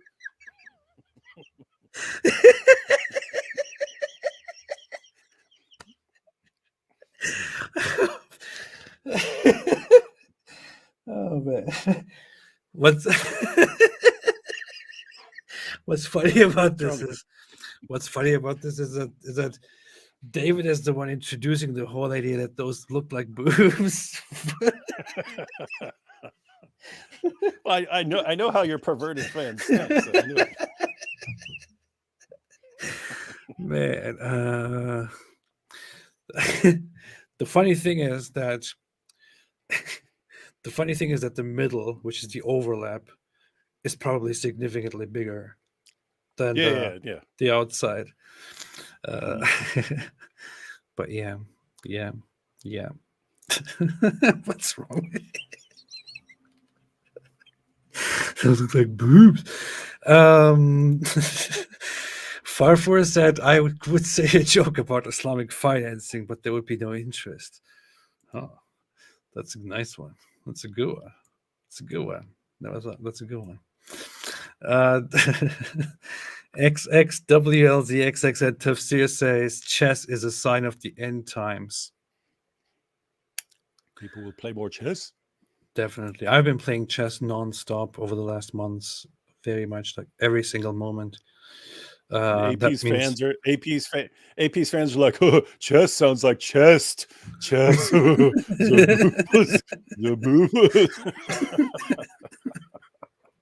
the hell? I mean, Sovereign the Youth Kafir became a YouTube member. Why are you called a Sovereign the Youth Kafir? You said member. JRR said, would you review the Destiny versus Cenk debate? There's so much to unpack there. It's going to be epic. I would. It's just that the debate is apparently 2 hours long, isn't it? It's like, yeah, that's long. So I don't know if there's like a particularly relevant like 20-minute section or something like that. That might be good. But yeah, 2.5 hours. I mean, unless we just did like an all-day debate review or something like that, that would be a lot to go through. I mean, to be honest, when we were thinking of doing a reaction to what's their names, Sam Harris and Eric Weinstein, I thought I can't listen to 2 hours of these guys talk, because as much as I value their ideas and think they're good thinkers, it's extremely boring to listen to them. I can't say the same thing about Destiny, for example. I would listen to that guy for 2 hours. But 2 hours review, I don't know. Maybe we can do something about that. You might want to watch it and see if there's a good section. See, you said sex. Etsky. You said sex? You said sex? Sean. Sex, Sean. Etsky said, Apostate Prophet for Mrs. Apostate, God bless you. And David Wood will forever support. Thank you. Appreciate it very much. Thank you. Thank you. XXWLZXX said, one of the craziest things to me. You know what? XXWLZXX also is on Modern Day Debate sometimes, and then he makes a super chat when he wants to ask a question. And whenever I see that username, I just have in mind how James at Modern Day Debate reads this. Every time XXWLZXX makes a super chat, James goes like, XXWLZXX. Like he said, XXWLZXX. It's always in my mind.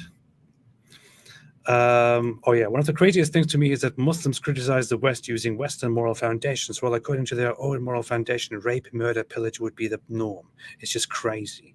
It is crazy. And we have all seen how the rape took place in masses over the last months from the Islamic side, and their response to it was mostly to just deny it or to justify it. Sheikh Manut said shaky booty got nothing on me. Yeah, you think. That's what you think. You're wrong. My name is Sean said, me can bench 3 plates. Jewish. David Wood can't even bench 2 plates. Christian. Draw your own conclusion. What kind of stupid argument is this? It's the best argument I've heard in my life. It's the best argument I've heard in my life. Just admit it. Admit it. Probably the dumbest thing I've ever heard in my life. Human Kirk said, just joined the stream. 30 seconds ad saying your stream is sponsored by Ummah Relief for Gaza. That's Thanks, Ummah Relief for Gaza for supporting this. Yeah, we just want everyone to know that when you support Ummah Relief for Gaza, a portion of that goes to funding the Apostate Prophet's channel. Yes, through ad revenue. So, in order to get more funding, they spend some of their income for advertisement, which then goes to the creators on whose videos the advertisement is played, which would be in this case this channel. So, cha-ching! Thanks, Ummah Relief. And this is how Allah shows his signs.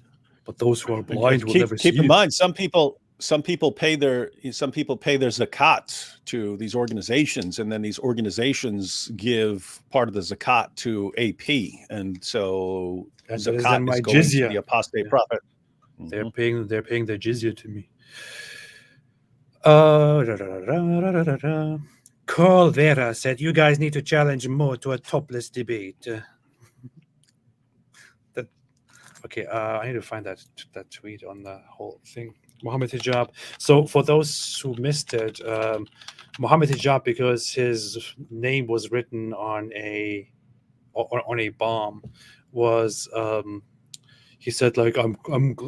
It's good to see that the IDF knows my name. I challenge their best fighter. Send them over to London, and I will fight them. You have 12 hours to decide. And then this actual professional, what was it? MMA Brazilian fighter. jiu-jitsu fighter. Who's also a bare knuckles brawler. So, I mean, a bare knuckles boxer. Yeah. He got in. He responded and said, "Hey, I will fight you." And Mohammed Hijab said, "Okay, when can you come to London?" And then the guy said, "We're just arranging it with my manager right now." So that is happening, and that is very funny. What's his name again? Haim Ghazali. Yeah, Haim Ghazali. Found it. So this guy here, there it is. He pinned it. Raphael, I don't know if my manager started working to bring you the fight, and he posted this photo here, which is funny. Doesn't he look so cute? Look at that. It's like a bear. I'm accepting a challenge. When can you come to the UK? So this is apparently going to happen. Pretty sure it's not going to happen. David, No. you said you don't think it's going to happen. This cuddly bear will He'll come up with an excuse. He will say, I was just started taking some hardcore medication, and it made me say some really weird things, and I actually didn't want to fight anybody. It's probably going to happen, something like that. But if it happens, it would be fantastic. It'd be very nice to watch. There'd be like this nice cuddly Care Bear versus an actual professional fighter here. That would be very nice. Very nice to see. Anyway. Jill's Bean said, you guys should do a video debunking that old Zeitgeist movie. I see silly clips online talking about how Christ is a rip-off of old pagan myths. When did that stupid thing come out? I remember people a long time ago saying that's old stuff. Showing that stuff and thinking, wow, look, I'm so intelligent. I don't know. That's very old. A cup of Indian tea said, hey, AP and Daily Wire. Do you think Prime Minister should change the questions that's being asked by now? I think that's Piers Morgan. Because he's talking about the questions. Should he change his questions? Oh, okay. Hey, Associated Press and Daily Wire. Do you think Piers Morgan should change the questions that's being asked by now? If so, what would be the best questions to ask at this point? What do you say? I think it's fine for him to ask the standard questions. Just don't spend half the thing trying to get them to say that October 7th was a terrorist attack.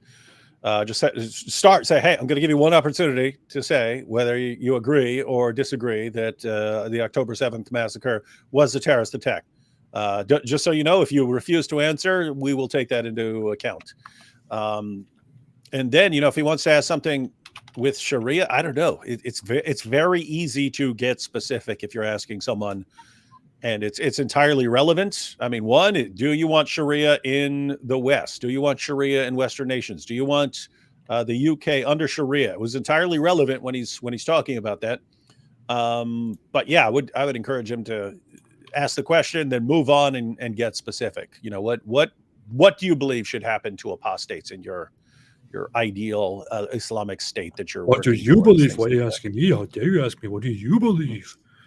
Doesn't matter what I believe. What do you believe? over on the side there, it says Lester of the screen. There's the comments over there. Lester Paul says hijab is a black belt in origami, meaning he folds. That's nice. Takes steroids. I didn't know that is haram. That's good. That's good. That's good. I think Piers Morgan should change his questions too, and she should ask this question. Bring in the studio this morning one of the gay rights activists, Mr. Should I call you Mr? Pepe Julian Onzima. Thank you for coming in. Thank you for Good morning. having me. Morning to you. Why are you gay? Who says I'm gay? You are gay. You are a transgender. What shows that I'm gay? You are a transgender, and you're. Do you know this video?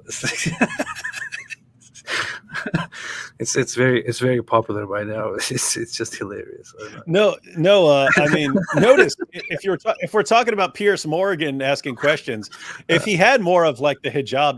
So we were just talking about how hijab, like he hears that he's going to be having a discussion with Rabbi Shmuley, and like instantly it's, oh, how can I derail this by asking all these questions? By bringing up all these issues with his daughter and things like that. But, Pierce could do that too. I mean, if you get, hey, I'm here with Muhammad Hijab. So first question, Muhammad Hijab, what's all this about golden showers? Why are you so interested in golden showers? Why did you post that you want to suck on this other Muslim's wife's tits? Why did you say that there? Why do you want to do that? What's your problem with other people's Yes, explain wives' this. tits? Explain this. How are you? That brings something very funny to mind that I always want to go through. Maybe about a year ago, I asked Apus whether he himself has tried to lure. Did he just call you a name? For sexual activity? Yeah. But to be fair, it did happen a while ago, so maybe. I don't care if it's 1,000 years ago. This is what you get, hijab. In your face. Now, this might sound like a very provocative question, but on his worldview, that suicide is wrong, understand what the method is. Activists or atheist materialists, it kind of detaches us from the it entails penetrate. If you take offense to that, do you slaughter a sheep, or do you do this, or do something? And if you look at the Twitter, he talked at some point about urinating upon each other or something. Urinating upon one another by these questions. Yes, because I'm spelling out the grotesque details of what such sexual encounters will entail. Urinating upon one another. That's what you do. You find that disgusting? So why'd you allow it morally then? This is so funny. It doesn't even make sense to him. So you find it disgusting, then why do you allow it? Urinating upon one another. Urinating upon one another. You need that on your soundboard now. You need like 8 soundboards just for hijab. You need your own hijab soundboard, and then one for everyone else. I remember. I always think I wanted to put that sound on here. I need to do that. Spelling out the urinating upon one another. That's what they do. Grotesque details of what such sexual encounters will entail. Urinating upon one another. That's what or on the Quran. Urinating on the Quran. Don't you find that disgusting? Going pee on the Quran. Plus, he's making here an explanation to why he left all those comments on our stream, including the golden shower things. Like he did this immediately the day after that stream. And this is back then. Okay, all the golden showers. So he's trying to defend himself. Apparently, he blurts out stuff, and then people are calling me out for saying that. Let me justify it somehow. Yeah, then he talks about urinating upon one another. But the thing is, he sits here and he's like, then they do these disgusting things, urinating upon one another. That's what they do. But he brought that up. Like nobody even talked about this. Nobody even we never talk or think about it. He brought that up out of nowhere. That was his suggestion, the whole golden shower thing. And then he's sitting here golden showers. That's what they do. And then some people, why is he talking about golden showers all the time? Oh, because urinating on each other. Because you're afraid. It's not because you have anything to offer that I can't, that I want from you. Unfortunately, you're untrained. You have no credentials. You're self-taught. And I'm not saying that you're a weakling. This is so funny because he apparently, allegedly, according to Zakir Naik, he went to Zakir Naik one day. He visited him. He said, I'm a very big fan of you, Zakir Naik. Dr. Zakir Naik, I love you. I'm a big fan, huge fan of you. And you know what the problem with Zakir Naik is? When it comes to Islamic studies, Zakir Naik is self-taught. So he's sitting here and making excuses, saying, I will not debate somebody who's self-taught. And then he goes to Zakir Naik, the greatest Islamic self-taught scholar, and tells him that he's a huge fan of his. And he looks up to him. Muhammad Yeah, Hijab. I've got a question. I've got a question for Muhammad Hijab, because given his perverted mind, all his, golden showers, suck on your wife's tit, blah, blah, blah, blah, blah. It seems like he would be more like an AP fan than like a D Wood fan. Yeah. So my question is, hey, Hijab, when you see this, what comes to your mind? Is it, oh, look, a Venn diagram? Or is it, boobies, I want to suck them, especially if they're my friends' boobies. I want to suck on them. Look, they actually have nipples on them. Look at that. It looks like it. Look, there are those two things. Oh, yeah. They're not perfectly. They're not. It's a little off. Allah did it. Allah did those things on there. You see, it's a miracle. Don't use that as an argument. Oh, David's trying to make fun of us, but Allah put the nipples in there. See? It's a miracle. You see what Allah did? Allah humiliated them while they were trying to mock him. Hold on.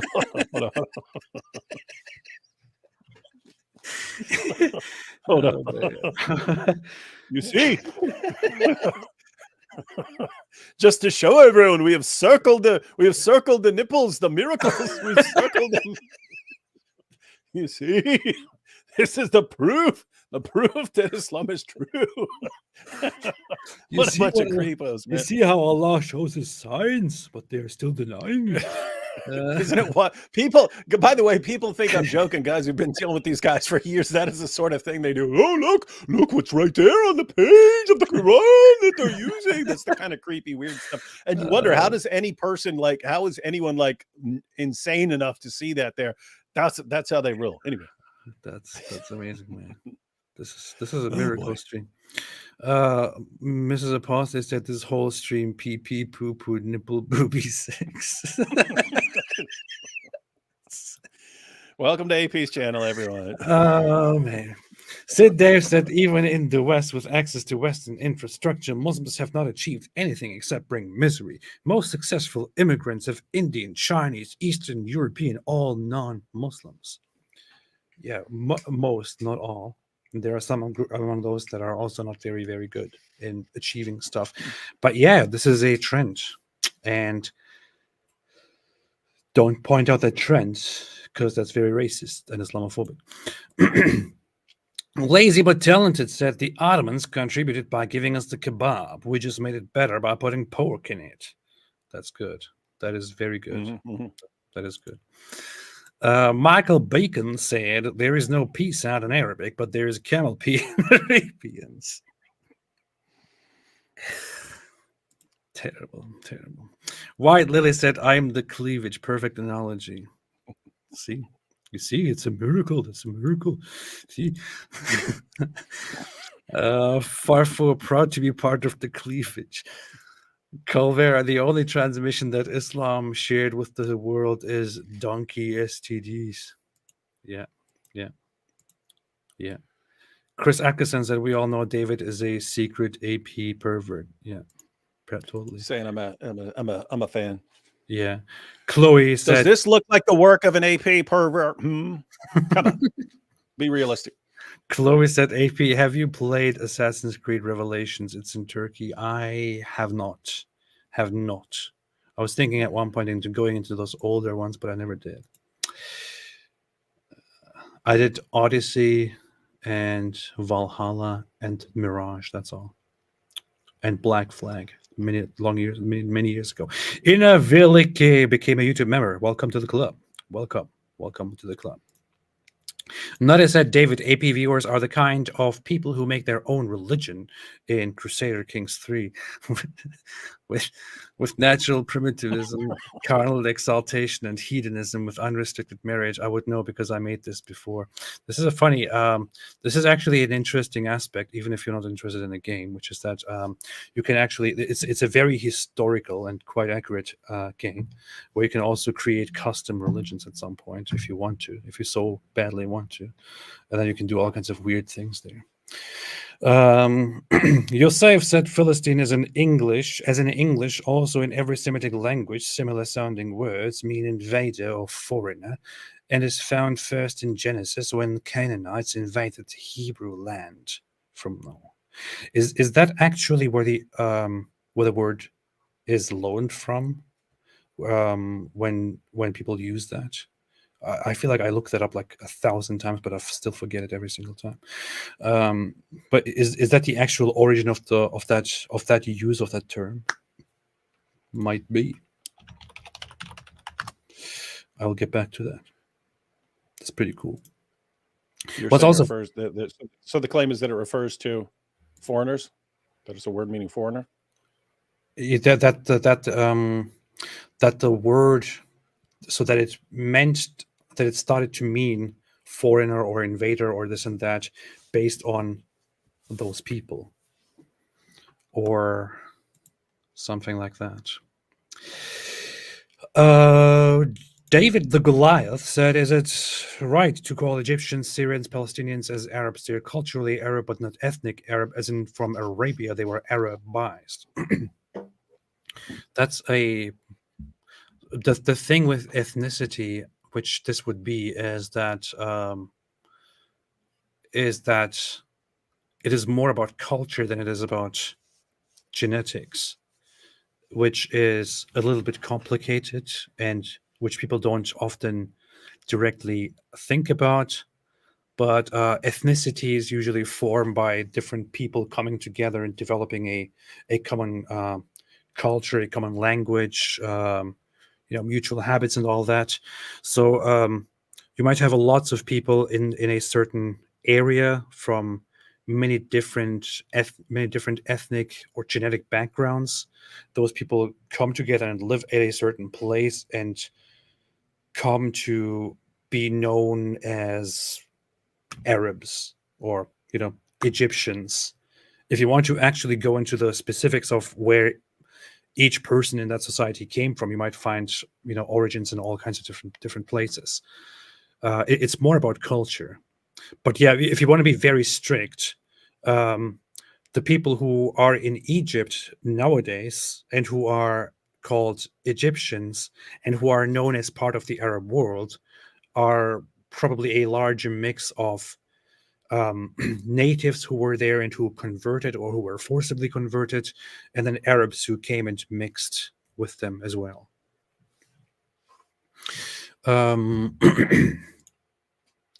Chloe said, AP, did you try Remembotron plugin GPT-4? I was thinking about it earlier when I was driving, but then I forgot it again because I have millions of things floating in my head. I'll open it here to the side and I'll try it later because it's very good. Chloe said, what do you use GPT-4 mainly for? Isn't 40 message limit annoying? I'm not even sure if there is still such a limit because I'm just using ChatGPT throughout the day sometimes for all kinds of different things. And I don't see a limit anymore. I don't know. Oh, there is still. Okay, I guess I don't use it that much because there still is a 40 message limit every 3 hours. Yeah. Edsky said, Farfur stole my joke. Well, for that, Farfur will get his hand cut off. Vikram Chauhan said, AP, don't you think you're critical of Hindus because you're ignorant about Indian history versus jihad? No. I may be. But the thing is, there are certain issues in India, such as, for example, one of the things that I also pointed out in the past is there will often be fights in India where Hindus are reported to attack Muslims and Christians, and when you ask why they are attacking them, especially why they are attacking Christians, the explanation for that will be that the Christians are going around trying to preach and convert people to Christianity. That's the reasoning. Or that they give them food or deceive them to become Christians. And that is somehow a justification to attack those Christian groups or to persecute them. Why would that be a justification? I mean, if you told me those Christians are going from town to town and threatening people and beating them and telling them convert to Christianity or else, I would understand that. I would understand violent responses to that. But why in the world would you respond with violence to Christians going around and preaching to Hindus and saying, guys, believe in Jesus and be saved?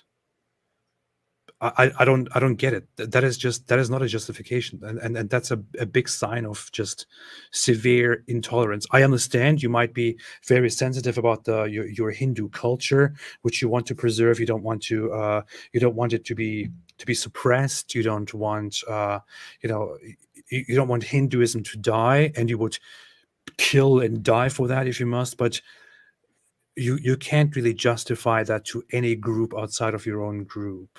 If you say, well, the Christians, they come here and they preach to Hindus, and then some Hindus actually convert to Christianity, and I don't like that, therefore I will beat them up. Sorry, that doesn't count as a proper justification to anybody in the world. That's not reasonable at all. That's not reasonable at all. Zakir Naik is a Hindu. He is, yeah. I thought about making a video saying Zakir Naik is a Hindu, but using the same dumb argument. So you've seen this already because it's been brought up in multiple debates. But they say Jesus was a Muslim. You say, what are you talking about? Look at all these things you said. But Muslim just means someone who submits to God. And so Jesus submitted to the Father, and therefore he's a Muslim, according to this strict etymological definition. And so Hindu originally just meant someone from India. And so, wait a minute, Zakir Naik's from India, and therefore, according to the etymology of the word, Zakir Naik is a Hindu. And suddenly, I think Zakir Naik fans would see the problem with this line of argumentation. Yeah. I put on my head like this is a joke earlier, and I forgot that it's still on. So, yeah. That said, I do acknowledge that India has a very harsh history with Islam. Definitely. Joshua Chaim made a super chat. It contributed to the channel. Thank you. And also made another super chat and said, question, Dr. Kedar suggested 8 Emirates solution thoughts. What? I don't understand. No idea. I do not understand what is being communicated here. Please make it clear. I don't understand it. Vlad Tepesh, hey Vlad, what's up? Said he's projecting his fantasies he wants with Ali Dawa. Oh yeah. Vlad is a beast. Big Riggs said can't be covered in urine, but you can be covered in semen. Just say it was Gabriel. Nice. That's the way to get out of that. Blame Gabriel. Yosef said Dr. Henry Abramson just came out with a great short video about the history of Jews in Palestine before Islam. You guys should watch it. You guys better watch it. Henry Abramson. I will make a note here. Okay. We'll have a look at it. But he's a Jew. He's biased. You can't trust the Jews. Degen Tier said, my sides heard David Wood is off the rails. Boobs. This is seriously though. You see what your fans fixate on? Oh, he said boobs. You see what kind of stuff we talk about when David is here, right? Mm-hmm. Amber Black said, make cookies from Quran, then sell them to us. Hey, that's a good idea. That's a nice idea. We could do Quran cookies and Quran cookies, yeah. Yeah, that's good. I'm thinking also Quran cookies with marijuana in them. Jack said, I spent 2 minutes on this joke. Please notice. What do you call a Muslim who does something wrong? Abomination. Stop it. Pretty sure I saw that last time too. Human Kirk said, Mrs. Apostate, why is a woman talking before having breastfed all 33,000 of us? I feel tempted. This is Islamic logic. Is it? This is Islam. Farfour, sometimes I close my leather straps and bang on my Venn diagram shouting, you see, you're slippery, they will be vibrated. You see. Smani gifted a membership. Fantastic. Thank you. Jill's Bean said, you have backed down from my cross as a pagan myth challenge. You see, David Wood and AP are cowards. I certainly hope this trajectory does not continue. Yeah. Chloe said, what do you use GPT for, or is that a personal question? Lots of things. Remember certain things, questions that I have on my mind. Like what I love about the whole AI chatbot information thing is so many times throughout my life, I feel like there were things on my mind that I was really curious about, but that can't be solved by just looking up a question and finding an answer on it on Google or in some book, because it's like I have an actual complex elaborate question, and when I type it out, I can barely find an answer to it anywhere. And with something like ChatGPT now makes it possible for me to actually sit down and properly formulate my question and then ask follow-up questions and make comments on it. And it actually interacts with me like an extremely knowledgeable person and answers my questions, which I couldn't have answers for most of my life. So I don't know. It's a great way for for advancement, and it's amazing. I love it. That's why I have GPT Plus. Notice that AP, I need a paradox stream from you LARPing on Germany and HOI for Ottomans on EU for making a LARP religion, CK3, or lastly playing. I'm going to make members only live streams where I will play games. I just came up with that. How about that? I am the Smunge said, keep bringing the truth in an incredibly entertaining way. I would love to see y'all sing Pink Floyd's The Wall. By the way, y'all are the true dynamic duo.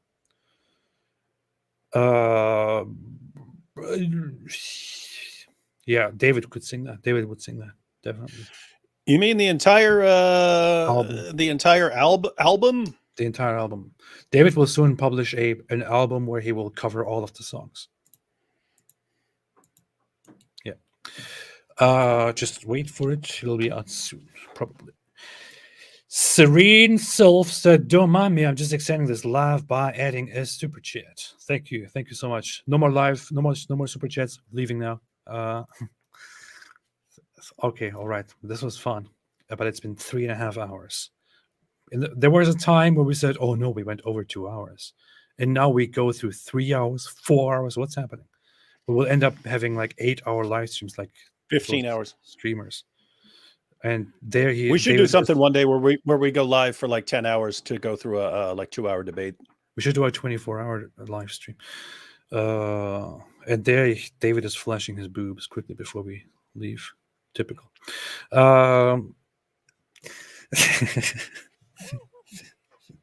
See, you see. Sorgo says, what happened to this channel? This man has real problems. All right, everybody. Thanks for watching. We will be back soon. We're supposed to have a stream or a conversation tomorrow. We will get back on that. David the Goliath said, Christianity, Islam actively seek converts and that other non-proselytizing religions like Judaism, Hinduism, Buddhism feel threatened by. Yeah, I know, but it's not a reason to go and fight people, right? Yeah, stop being weaklings. Here's the thing. One final thing that I'm going to say about that. I know I've said a lot about that, but one thing that I have on my mind is, so when some Hindus, for example, say, well, they go around trying to convert Hindus, like, just leave us alone.